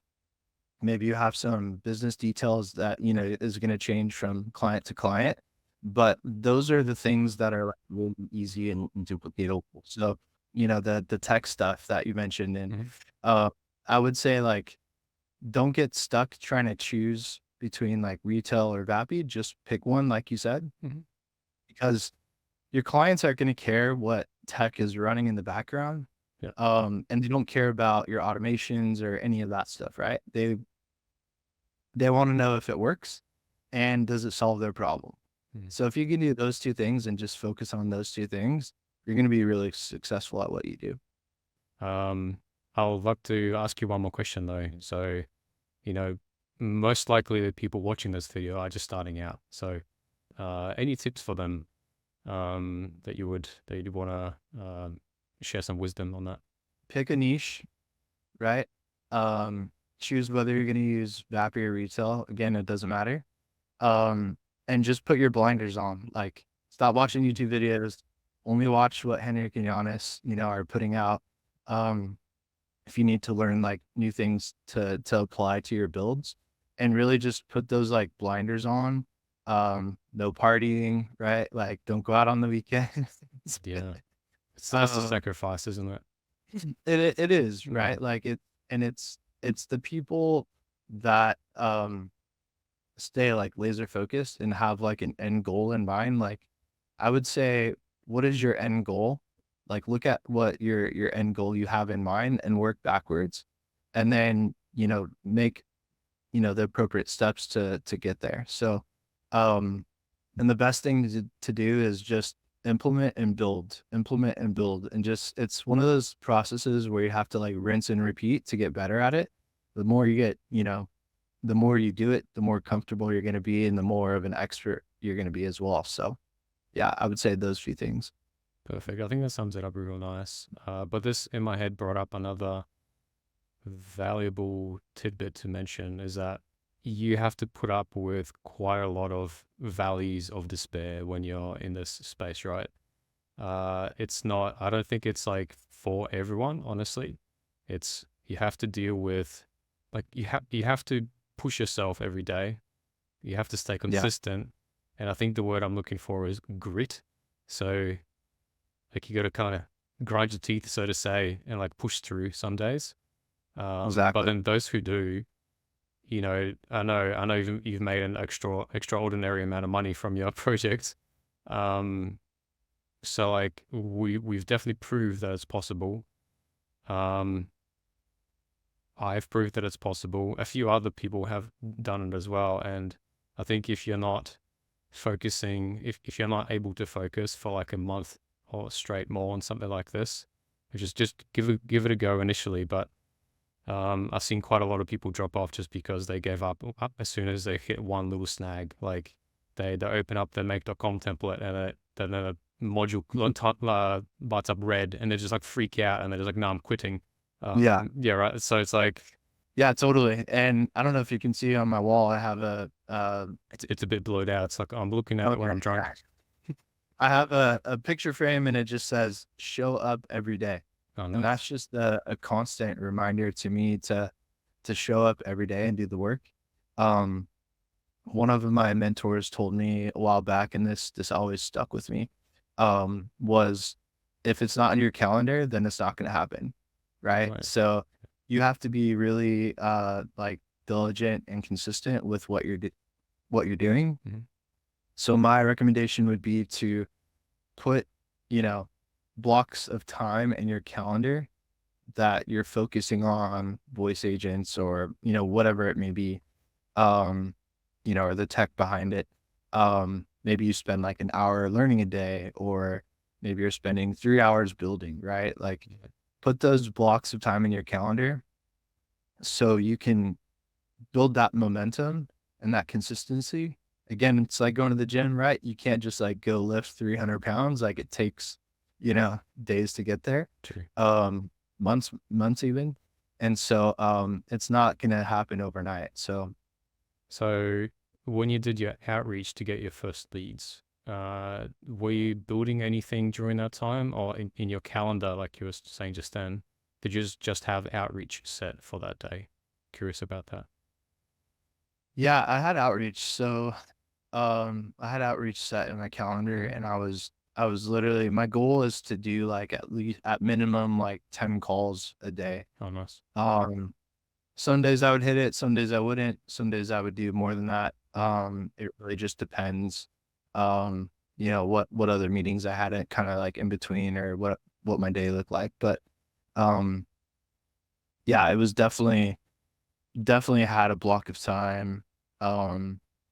in the afternoons, I feel like people answer their phone more. So it's kind of like figuring out, when business is like Monday in the morning at 8 a.m. is probably not a good time to call. So you want to aim for maybe like for me in my area, my local area, afternoons work better. So like anywhere from like 1 to like 3 o'clock or 4 o'clock would work the best, I found. Um, or even like closer to end of business day, like folks would just be sitting, wrapping up their day. And I found that some people were more inclined to talk a little bit more towards the end of the day as well. We're probably worn out, just tired.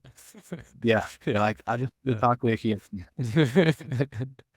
Yeah, that's right. When we did our outbound campaigns, we found that pickup rates were double or triple with an if you'd call early in the morning or late at night. Oh, sorry, late in the Right. evening. Yeah, so yeah, definitely calling about the time that you said, which was for us between like 11 and 2 was a good time for us. Yeah, for sure, that definitely increased the chances of getting like talking to someone for sure. Oh, cool. Yeah. Yeah, and I would say too, like if you're doing cold calling specifically, make sure like ask the questions of like, hey, are you the business owner, or are you the decision maker? And you could say something like, you know, let's say Sally answers the phone and she's like the receptionist. You could say something like, she's like, hi, Sally, or, hi, my name's Sally. This is so and so business. And I'm like, hey, Sally, I'm not sure if you're the right person. But I was wondering if, who would be the best person to talk to about like systems, right? And ask those like a little bit deeper of a question, because a lot of times you'll get those like gatekeepers which are the receptionists 9 times out of 10, and your voice agent is essentially going to replace their job. So you can't come in and say like, hey, we have this voice agent system that's going to answer your calls and do all this stuff. She's going to be like, click. So you want to talk to like a decision maker or like the owner of the company, when you're dealing with like uh service-based niches. So True. I actually noticed that in most cases, that is true. About what you said. Some people are actually looking to have one person less work in their job, like as a receptionist, by implementing voice. So yes, I've seen that, but I've also seen it the other way around, where they're looking to bring in a voice agent because they don't want to see their employees get treated like shit every day. Because they get called up and they get yeah. 80% of the calls are spam calls. That's Mm. mostly it. I've talked to a plumber recently. He said that most of the calls are like, even people selling car washing, because plumbers drive their cars, right? Like just so Yeah. many random calls, and it's mostly just people asking for the owner. It's like you said, right? But I like yours because you twisted that a little bit more, so you're not specifically asking that one question. A lot of times you will talk to an owner, or if you do talk to a receptionist or someone else within the company, um, when you're pitching your solution, it's good to, in my experience, it's good to pitch it as, hey, this is going to augment your business, right? Like we're not looking to replace or get rid of anyone in your company, because a lot of times like business owners love their people, right? Yeah. They want them to stick around. Yeah. So you want to pitch it like, hey, this is going to allow Sally to go do some other admin tasks. Maybe it's like things she actually likes to do versus like answering the phone. This is going to allow Sally, this is going to free up her time to focus on the things that she loves doing and the things that she's good at. So I would say don't come in as like, hey, we're going to replace your employees, because people tend to like their people, right? That they have Yeah. on their team. But if they're, maybe they're answering the phones on their own, maybe they don't even have a receptionist. And maybe they do need that extra support with the voice agent. So Sally could definitely go and have a coffee instead of picking up the phone 10 times in an hour, right? have people, Yeah. yeah, Yeah. I'm sure she'd be very happy mentally and probably come to work more often because of it too. So, there's right. thanks, Corey. I think I'm out of my questions. So unless you have anything else you'd want to add, then we can stop the. No, I don't have anything else. Yeah. Thank you so much for your time. This is awesome. So, first question then, what specific method or channel did you use to find your first lead? So my first lead was actually through a community that I'm part in. So when I started this journey about a year ago, I was part of an idea accelerator that I had applied to. And back then when I applied to that, it was more, I wasn't fully into voice AI yet, but I knew I wanted to do something with voice AI. I got in there, they gave me $5,000 Pebble funds to experiment Oh, nice. and to kind of find my niche and start building my business. And actually through that community, I got my first client. So what I did is I built a voice AI demo, among other AI demos, so the text-based ones. And it was really, you remember, it wasn't Vappy. It was a simple, I think, plumber, like an inbound agent. Nice. And I just posted a number in our Slack community and had people try it out. And that got a lot of interest because everybody was super excited of how human-like it sounds and everything. Nice. And that's what brought me my very first client. Okay. So I guess the question leading on from that would be, how can I get into this community? Because it seems like they gave you $5,000 credit, so everyone would be like, oh, God, I want in on that. I'm guessing that's not a thing that would happen usually, right? No, not. I got lucky. I think that they came to Chicago that year, and it was a general idea accelerator that you can apply to if you're in the idea stage and don't have a business yet. Yeah. And yeah, if you're lucky to get accepted, like I did, then you get that $5,000 Pebble fund. You have to request to say, okay, those are the experiments I want to run, and outline it and everything, and then they approve it. And you can buy like the tools that you need to do. In my case, what I used them for, and that's how I then got the next client after that, was to run ads. Oh, So shit. I spend about $500 in Facebook lead ads. And before I started the ads, actually, I built a simple lead qualification agent that can basically do the setting for me like a setter would. So I ran lead ads. Then the moment they opted in, I called them, talked with them, qualified them, asked them some questions about their business, gave them a pitch. Hey, here's how voice AI can help you. You want to book an appointment, and then book them onto a discovery call with me. I got about, out of this $500, maybe about 5 appointments out of that with people that were interested, which I think 2 of them led to actual proposals being sent out. Directly out of those, I did not close the client. However, some of them gave me permissions to use their recordings of the conversation that they had with my AI. And the recording was perfect because in that recording, the agent handled interruptions perfectly. It explained everything perfectly. It was really like, I had like 2 call recordings that were perfect. The other one, the guy didn't even realize he was talking to AI at first. Like, so I was talking to him, qualifying him. And then to the end, he was like, wait, are you an AI? And I was like, yeah, of course I am. And he like on the phone, like super emotional, like freaking out. It's like, oh, wow, crazy that you're AI. Talking to his buddy next to him was like, oh, did you hear that? That was all AI. How crazy is that?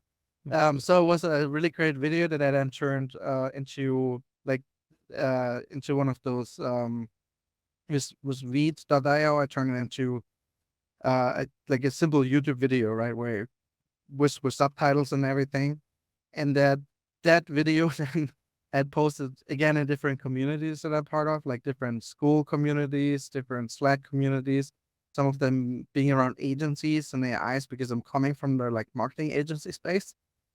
And that was then what really got me a lot of interest. And then my next clients thereafter. Right. I think there was in the Go High Level Facebook group, somebody had made a post and asked who has the best voice AI. Because at that point, like Go High Level started, like was their voice AI, and people didn't like it in the beginning. And I just commented with the video, and people saw it, and they were just excited of how human-like it sounds. Because back then, all the demos that you heard, they were just very robotic, and back then I had to focus on like making it sound as human-like as possible and as natural as possible. Awesome. And out of that that one post where I commented, I got like 10 leads or so, or 10 sales calls, Beautiful. which some of those turned into paid teaching gigs. So they paid me to teach them how to build that. It led to another like two proposals. One of them turned into a paying client. But then the biggest result out of that for me was that I found that got attention of my now current business partner, and where I'm getting most of the clients through now. Which is really like, and I think that's also my tip, like to newbies, if you're not really good in sales or lead gen, partner up with someone that is. What happened for me was this person. He is extremely well connected, especially in the corporate space, because he's been a corporate consultant for 30 plus years, and has a very huge network of people that can benefit from AI solutions. And so he brought on a lot of leads for us. I helped him close them, and that's kind of how it all started. Oh shit, crazy, crazy. So you started off, let me just see if I could summarize all that. So you joined a like you joined some kind of startup idea grant like thing that gave you 5K. With that money, you ran some ads at some point. You made your own voice AI agent that will then qualify them. But then the cool thing is, the twist is that the voice AI agent was actually the thing you're trying to sell as well. Yes, correct. Right? That did help your credibility there. You got some leads from that. And you then posted your stuff on communities from the coolest video that you made of a human like sounding like I think you said plumber. And then you got leads from just showing out your demo, which is what me and Yanis preach quite a lot. Just make a demo and then just show people. That's the main thing. If no one sees it, Correct. then yeah, if no one sees it, no one's gonna what you think. Yeah, thanks for sharing on how you got your first lead and then many leads after that. Are you comfortable sharing with one of the first closers you ever got, like how much it was or anything like that, or you don't want to share that? That's fine as well. Yeah, sure. No, I don't mind sharing. So the very first client I got through that community, that was she paid me $300 a month, which is she's still paying client as of today. Oh, awesome. Yeah, so usually with those projects, what happens is if you do a really good job and you put a lot of time and effort into it, they'll become like consistent clients after that. Like there's many upgrades with voice AI. It's not just the voice AI, it's usually an automation and there's usually an upgrade to that. Or there is something else they want every single time. Or maybe there's even a referral to the next job. So yeah, mine was $400 actually. So I just talked to someone else and his was 500. So like we're all in the same range. Anyway, yeah, cool. So any tips for anyone starting out in the space? Yeah, definitely. So I would definitely always look or reflect what are your skills, what are you good at. If not, develop those skills, either on the sales side, lead gen side, or on the technical side. And then, as you said, like find someone that complements your skills. If you're really good on the technical side, find someone that has a better network, that is good at sales and can bring you leads. If you're really good at sales, then start finding, start doing your outreach. Right, you can literally cold call, out there, cold call businesses. Yeah. And then find someone that can help you fulfill those, and find a technical partner. Makes sense. Yeah. Yeah. So you would say, depending on your skill set, just would you say if you are not a salesperson or you don't, let's say you don't like talking to people, right? It might be someone who's starting out, right?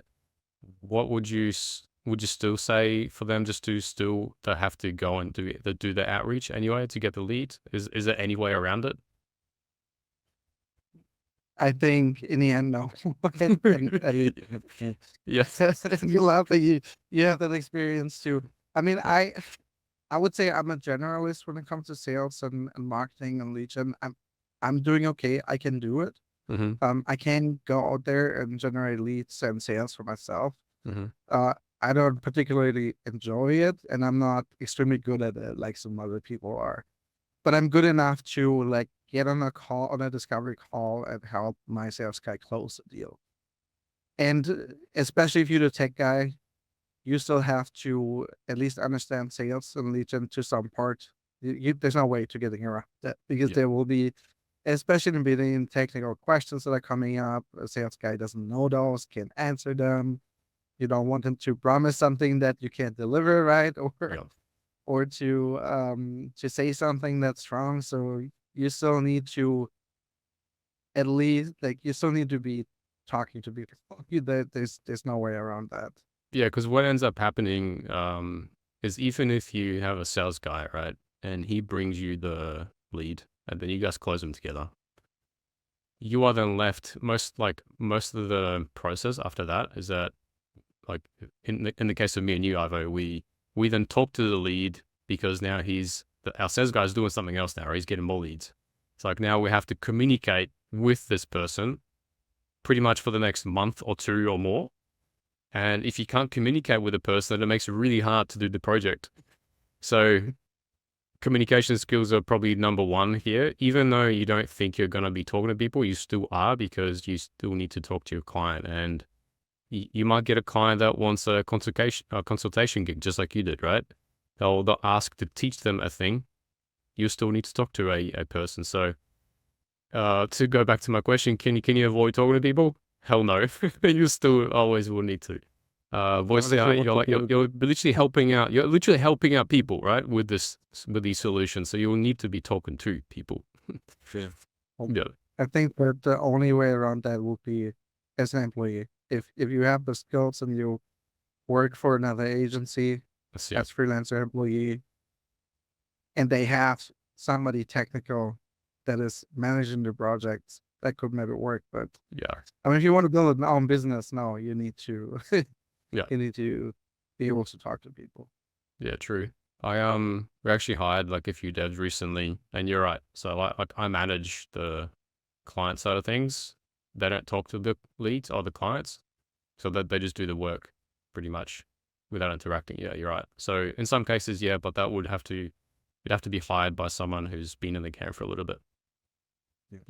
Yeah, and to get other hires, you need to be extremely good at it. Yeah. Yeah, pretty much. What would you say? And I'm not sure if people would be lucky enough to get like the grant initially.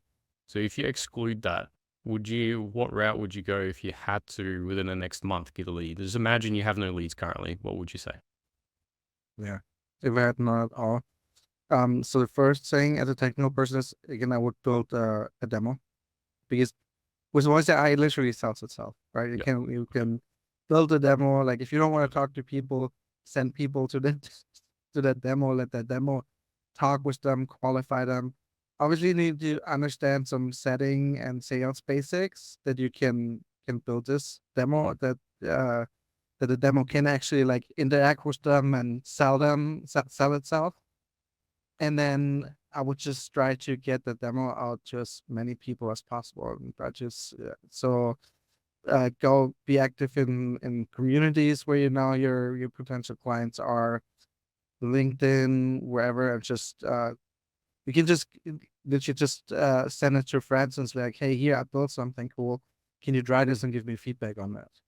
That's And a then good people try it, and then they get super excited, and maybe they own a business and they're like, okay, can we do this for me? If they don't, you can ask them, do you know maybe someone that could benefit from that? And can you ask them to give me feedback? So that's a route that's been successful for me, just asking about feedback and asking, hey, here, I have something. I'm really curious if you think this could work in your industry, or if this could work for this type of business, or what do you think about it? That has been working very well. Love the feedback angle on your outreach. Like, hey, can you help me? Give me your opinion on this thing. That's a really good angle. My one was a very similar approach. I just started talking to people, and I just started out, hey, I saw that you just had a baby. How are you doing such an amazing job as a mom? Like, or whatever, something, compliment them. Right. And then when they replied, they most likely like to reciprocate that with something. So then they say, "Oh, how are you going?" I'm like, "Oh, I'm actually starting out this new business. I'm just wondering if you could give me, have a listen to this, see if you think it, see if you like it." That was my approach, and that then led on to my wife's mum's boyfriend's friend forward that video to their the business partner, and that's how I got my Mhm. first voice out lead. You never know, because like every single person Right. that you forward this to knows at least 5 other people. So like each Exactly. person you outreach to just grows. It's not like a linear thing. It's extremely huge exponential. Yeah. So Yeah, thank and you don't need to necessarily know any business owners yourself. no. Obviously, if you have your own network and know more people, it's helpful. It was not the case to me because I'm from Germany originally. I came to the US 5 years ago. I don't know a lot of people here. I don't really have a network here because I've been focusing on being a dad the past 5 years, not Crazy. Yeah. been really in the business space too much. So I did not really have a network. I don't know a lot of people besides my wife's family Yeah. and Yeah. the few people that I met here and there. So I really started from zero regarding my network here. Crazy. So you just go out and build up your network. Any communities that you just join any communities and then share it there. Crazy. It's inspirational because I know how hard it is being a dad. So, yep. So it must have been hard doing all that, especially starting from not having a bigger network. Yeah. Well, thanks Ivo for sharing all that. Just want to say thanks, man. No, you're good. You're good. So what specific method or channel did you use to find your first lead? Yeah. So when we're talking about first leads, I mean, I guess you're talking about like perhaps people who would be willing to pay me, because my first lead, that was literally someone that I knew from my connection that I built something for free for. First connection. Yep. And it came from, let's say, my university. So someone posted a job, hey, we need someone that can build this sort of automation. Mhm. And what I did is just reach out to this person and hey, like I pitched myself saying someone starting out fresh and I kind of like want to build my portfolio. So if you're open to it, I'm happy to, build you out Nice. what I would be offering for free. They actually ended up loving it, and they even tried to hire me for like, I don't know, a normal, I guess, job. Nice. I was surprised for it. I was not looking for that, so it was a bit kind of like hard to reject it because it was actually a good offer. Great. So your first lead was, Yeah, so I'm trying to pinpoint it. You asked your close vicinity, like your close network. Would you summarize it like that, or? I didn't necessarily go and ask. I saw a job post in my university like job board, and I just reached out to the person posting that job. So that's how I got to the first lead. Oh, shit. Okay, that's cool. Yeah. Exactly. So yeah, that was cool. That was a quick, let's say, win. It was really good also to, I don't know, see that it works instead of like having, I don't know, like imagining it. I kind of like was a bit proactive there and just reached out for the person. So that was cool. But I mean, it ended up there. So we did the first free, let's say, build, but to be honest, they never reached out again. Mm-hmm. So That's yeah. okay. It's just the main one is just like, how did you get your first lead? Because everyone wants that first lead, so anyone who they can talk to. And I guess the next question is like, how do you get your first client? But that's like way down the line. I think that the main job at the start is just to start talking to people and getting these leads, is what this which is what we're talking about now. Because the next question is, did you focus on a specific niche or like a type of client? And in this case, it seems like I don't think you did, because you just found like a job post, like anything random. And is that how that turned out? Yeah, and it's still the way that I am approaching it right now. I'm still testing and trialing, so I haven't set for a niche yet. But I do aim to get there. And yeah, what I started to do quite early on I would say like 15 days in, since I first really started taking this seriously, I just took the step and opened my YouTube channel. Bear in mind, I literally was a guy that thought I will never put my face in the, internet. I used to actually work, I don't know, for fun projects in YouTube channels before, helping with, clipping and the editing and stuff like that. But I would never see myself like putting my face out there. But I mean, hearing you and Giannis, like how you guys, the success that you got and everything, and also the fact that it helps with the personal branding. Yeah, I just bite my own tongue and went ahead and kind of went on YouTube. And yeah, I mean, YouTube, we know it's a slow game, slow and steady. But I had made a decision that this would be something that, I would do for the medium long run. Mhm. I mean, backstory of my situation is that I kind of quit my job. I even left the country that I was working in. I moved back to my family. So it's like literally burned all the boats. Yeah. And also LinkedIn I was a bit more shy about it. Oh yeah, maybe I can talk about that. So LinkedIn, I actually have a pretty, I would say like big network in LinkedIn. Nice. And I felt a little bit kind of unready to test something new on LinkedIn, given that I have people that kind of can look at me and yeah, it might ruin my reputation a little bit. I don't know, maybe it's a bit of a, Oh, so you already had pre-existing people before you swapped to AI? Is that what you mean? Right. it's not AI related, it's more like from my previous job, I used to work in the tech industry. Uh-huh. So that's mainly my LinkedIn audience, like people who work in tech, so software developers. I used to be product managers. Yeah. So that's the kind of people that I have on LinkedIn. So yeah, given that this is something that I'm trying from scratch, I decided to go for YouTube, given that I don't have any audience, nobody knows about it, and I can kind of like test. Yeah, and- hard. It's Mhm. hard the first few videos for sure, but you just gotta take the first like step. I think the toughest thing for people is getting over that first step of taking the action.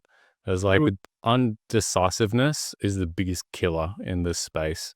So like if you just don't make the decision rather than like sitting around thinking about whether you should like go left or right, you should just bloody take a left or the right. So Just like the same with making a YouTube channel or making a video or that LinkedIn post. Just gotta take that first step of action for sure. totally, yeah. I mean, it was literally once you start to upload the first 10 videos, you just upload the next. Like you started, so keep going. Yeah, you just keep going. Yep. Exactly. So it's actually funny because like YouTube also helps with your selling, helps with your generally being confident on camera and being confident, talking to people. Which I guess helped me in sales later. I suck at sales, but it kind of like helped me slowly. But it's funny because I noticed that during my oral exams, I did it a lot better actually at university. So yeah, that was a fun fact that came Cool. from YouTube. And it's a lot of skills that you learn. I mean, when it comes to YouTube, I mean, editing, speaking, hook, like it's a lot of skills that are really valuable and transcend the making YouTube videos themselves. So it's certainly a good skill and good thing to for your personal development as well.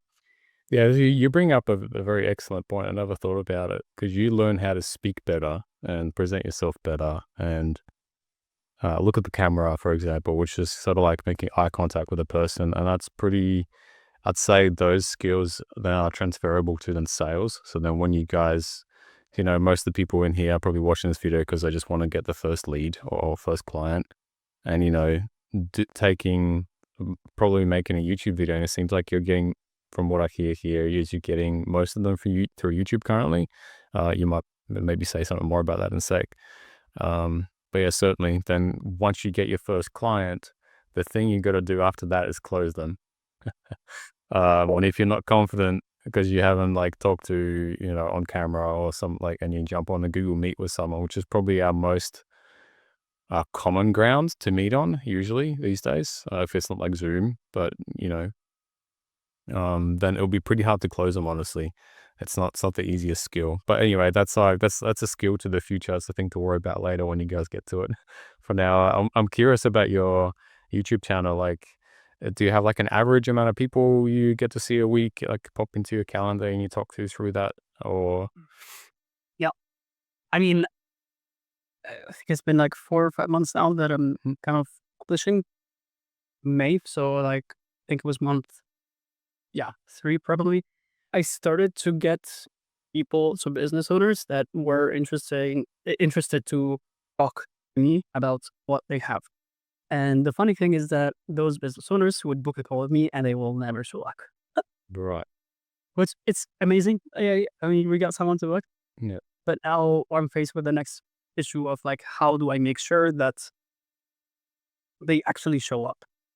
And then what I quickly learned, I mean, is that, I mean, putting yourself out there, making outreach is step 1. And then step 2 is, making them book and make sure that they come. So it's like a really, it's a funnel. So you will find yourself kind of like moving, at least I find myself that slowly over time in my journey, I am moving towards, let's say, the funnel, Mm-hmm.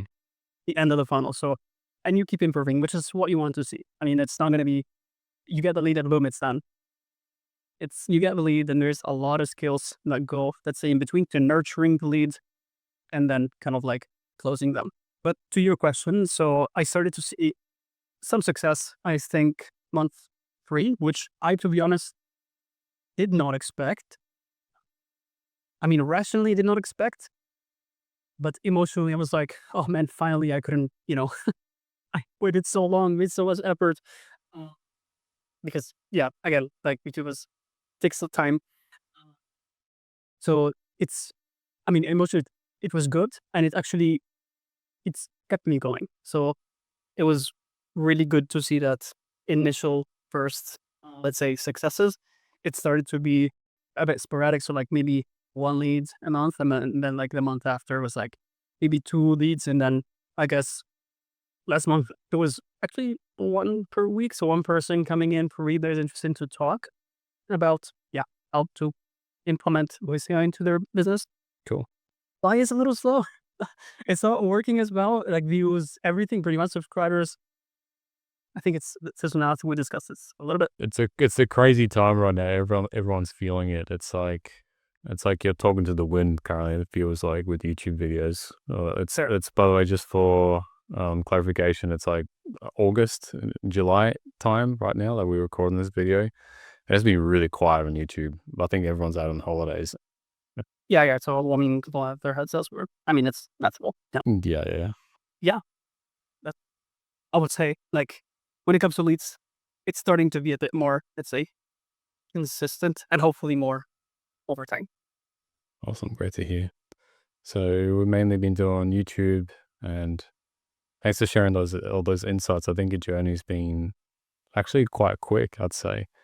To compare yours to mine, it took me 6 months before I started getting my first bookings into my calendar from YouTube. I was getting like the odd one like every week or so, but it was, the ones you mentioned. It's like, hey, can I have the template?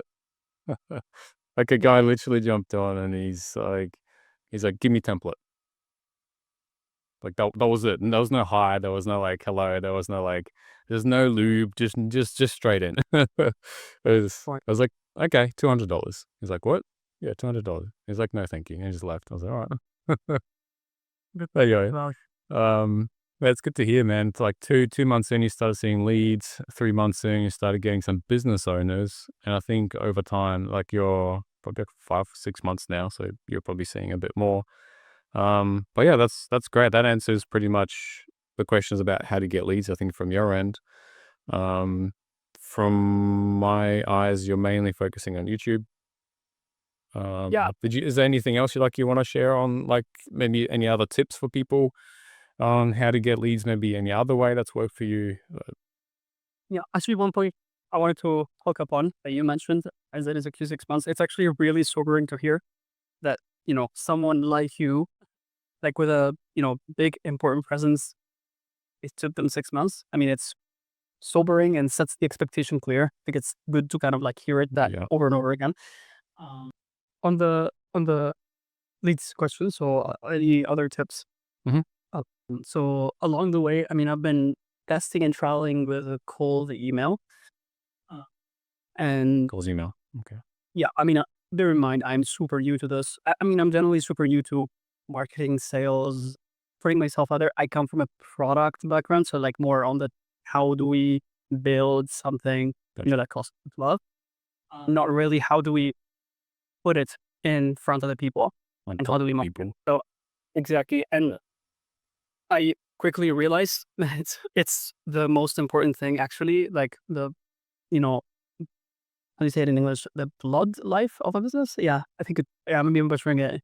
But anyways, like it's the most important thing for a business to get deals. I mean, of course you need to deliver in the back end, but to get something, you need to focus on the marketing and sales.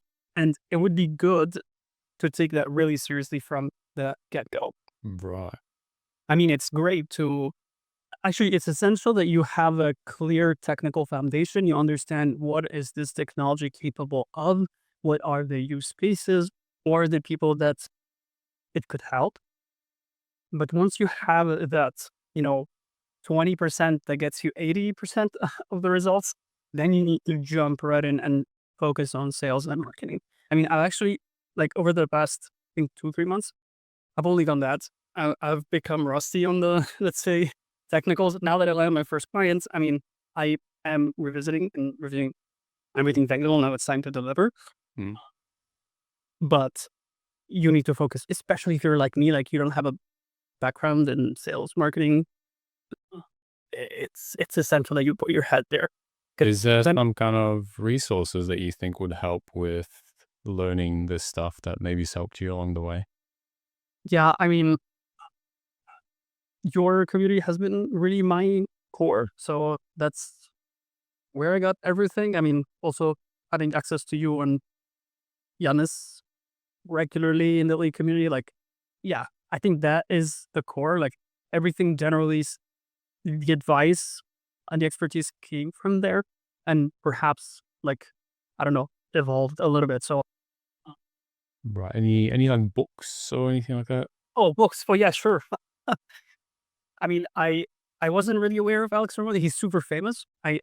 I wasn't didn't know him. So yeah, I got to know him from the community. So I literally like really got to study the $100 million offer book. I mean, start with that. Yeah. So get really good at that, especially if you're going to go for cold email. Like that's really, really important. I can talk a bit about So the 100 million dollar offers book. yeah. Leads is also very good. Yeah. But it's good to like first build your solid foundation on the offer book and then go to the one about leads. I think there is a book coming up as well, so I'm quite excited for the new one. But it's not really as. So I'm a bit of a believer that you should simplify things. So like focus on one or two things because there's so many approaches, of course, and just go all in. So I don't want to spread myself too thin on different approaches, different opportunities. Just like do one, go all in with it, go all in with it. No, you've proved that. You've proved that you quit your job, you moved countries, you pretty much did everything that you could to do the one thing. Trying, yeah.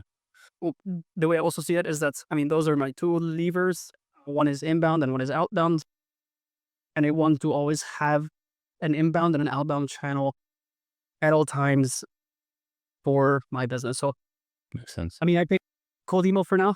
I'm not sure if I would pick it again, to be honest. I would probably switch to LinkedIn and go all in with it. But You're right. I mean, I started with cold email. I'll go all in. Yeah, so I started cold email. I said, okay, I have a bit of cash. Let's test it out. And How much cash, by the way, before I mean, I set myself for like $1,000. $1,000? Yeah. Like allocate for that. You can do it with a lot less. But then so there's a bit of a, I mean, as Alex and Rosie says, cold email works really well when done, on volume. Volume. To have volume, yeah, I mean, you need cash to kind of like scale it. So that's kind of the approach that I took. So I kind of like went, in the beginning I had like really like 3 accounts, 3 mailboxes I was sending from. I was seeing no freaking results because it's too little volume and no personalization at all. So that sucked. So I read the book. That's when I read like Alex Ramosi book on the $100 million leads, and it goes really big on volume negates luck. So that's where I really scaled it to like from 30 to 10x it to like 30 mailboxes. Crazy. And yeah, so I mean, he's all about 10xing and going like all in. So I try to take that approach. And I mean, it's true. So like going all in when it comes to, let's say, volume is going to bring you more opportunities. But you also need to kind of like, of course, do good work when it comes to the copy of the email. So that means that, I mean, cold email needs scalability. So you need to be able to send a lot, so volume, but also too, you need to test. And testing costs money. But what you see is that what you test is going to teach you and kind of like give you feedback on what works and what doesn't. And it might take a long time for you to develop properly what's, what can work and what Makes sense. is like what doesn't work. So it's really important to set expectations clear and be ready with money that you might be comfortable losing completely or just learning. So yeah, because I think especially given that we are working with a technology that is maybe new, it's important to kind of like think really well about the offer and the positioning of the offer that you're going to go for, because people have never heard of voice AI, most likely. So if you tell them, hey, we offer voice AI, they're like, they probably think of like this robo calling Like thing. those old school IVR systems, yeah. Exactly. So you need to hit in different Yep. ways, usually magnets, like Alex Ramosi says, that helps. So yeah, I mean, I'm starting to see it work. Actually, man, my first client from cold email, which is insane. So the beautiful thing is, once you probably see that something works, you need to kind of like hone in on that. And yeah, I guess then it can really be a profitable machine. So, I mean, I'll keep you updated on how it goes. For now, I'm not there yet, but at least I could recoup what I spent so far in cold email, which is, yeah. And that's where I go back to the question of where I want to niche down if I want to. So for now, I'm general, as I said, and I'm kind of using cold email as a proxy to like test and see which, let's say, markets are more, interested. Okay, so this is interesting to me. So you didn't have a niche because you didn't have as much experience in anything except for like maybe product management, right? So this will be I think this will be very relatable to a lot of people because they'll probably come in maybe like your age or younger and they just maybe finish school and they want to get started, right? And they like, I don't know anyone. So where do I go? So yeah, thanks for sharing that. That makes a lot of sense. To be honest, for now, it's very generic. Like I get people from fishermen, that's literally people who sell like laundry services. So it's like, yeah, and it's like maybe the same Stuff, right? or invention. Yeah, YouTube gives you these like fun business that you would never imagine, but they freaking need your service. They actually exist, right? You're like, holy crap, I didn't even think of this. It's not like your average like real estate, dentist. I mean, which work, of course, Yeah. but they also are very bombarded with people. And actually, those are the ones that worked less well when it comes to cold email. True. Yeah, like real estate and dentists, they get targeted quite a lot. So I feel like the competition is also quite steep. And they always have gatekeepers. But they expect it. They expect it. So No. Yeah. Cool, man. Maybe a question you're comfortable answering, maybe not. How long did it take you to get your first like close on your client? I mean, it's super recent. It's like 1 week ago. Okay. That's why I think now it's Yeah. month 5. 5? Yeah. So it took me a while. I think some people are much quicker. But I mean, I come from a background that doesn't have sales, marketing. And all the tech stuff that we had to learn along the way too, that was quite a lot. So I feel like if you already have a business or you already have kind of like a sales background, you have networking, what you can do in this space is basically spend like 2 to 4 weeks just learning the overall, as you said, the 20% of like the high level kind of ideas that we need for this technology, just so when you jump into calls, you sound like you know what you're doing, and then just use that, your skills in networking and any people you know to just talk to people pretty much and see if anyone's interested. My recent offer was that's been working well. I've been testing it on plumbers and HVAC people. We will get you 20 qualified leads in 1 month, or you get all your money guaranteed. And that was, I didn't mention voice AI. I didn't mention like any automations. I didn't mention VAPI or N810, right? You focus on the thing that they're have struggled with, and pretty much everyone has struggled with leads. Like, I think which is why we're making this video, right? But yeah, the idea is that we're targeting people who are on Facebook ads, and most people who target them, they get them more leads, but we ensure that those leads that sign up to those ads actually get contacted as soon as possible. So speed to lead. And it blows their minds, man. When you tell them that you can contact them in under 10 seconds, physical reactions like, oh shit, you can contact someone in 10 seconds. It usually takes our team on average, like on a really good day, that they're saying 10 minutes. By that time, they're gone. So yeah, that's been some cool learnings from my couple weeks ago, from like these past couple weeks. Yeah, man. Nice. And actually, like I love how you structured now everything that you said, because that's pretty much a good offer. Like what you just said there is something I can take, and Yeah, you can use it. offer and send. Yeah. Yeah, I haven't actually like done it that way. I was more like on the phone calling. I've always pressed that button, but maybe I should press more the lead gen part, which I'm sure works better. As you said, like every business struggles with lead generation. So yeah. Agreed. Like- Yeah, one conversation I had with a plumber, on average, every call is worth them $3,000. It's $3K. Yeah. And your offer could be, we'll catch every single call that you miss. Cool, man. I mean- Anything else you can think of, or what do you think? I mean, I have to like generally like thank you and Yanis for like the amazing platform that you guys have built. Like I was actually reflecting a few like months ago, like I really wanted to continue this, but say like business model and stuff, and always the greener is the grass is greener on the other side. Yeah. But I think like what really kept me like here is it's not necessarily the most opportunity, but the circle and the group that we have is going to be really difficult to recreate that or find such, let's say, help and support somewhere else.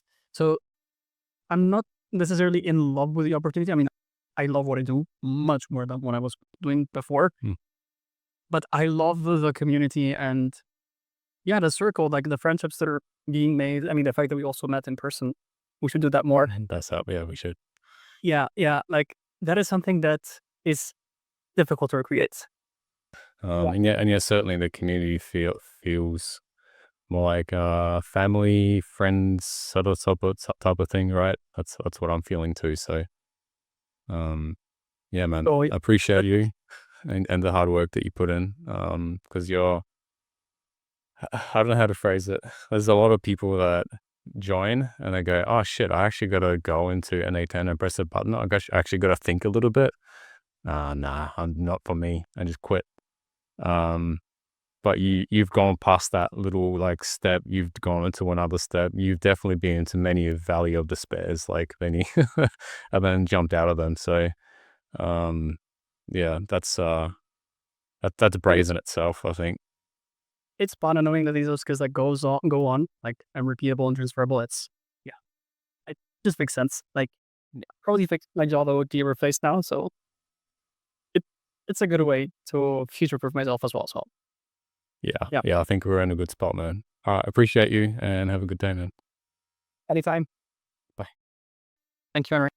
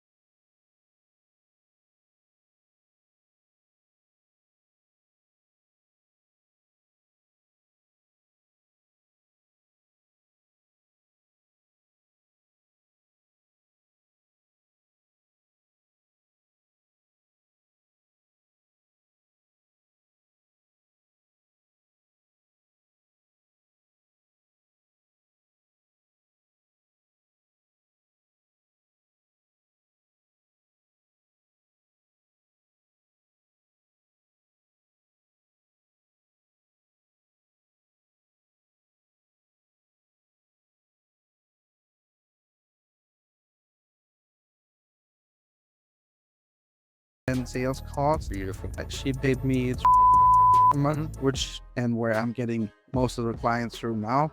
And I just reached out to the person posting that job. So that's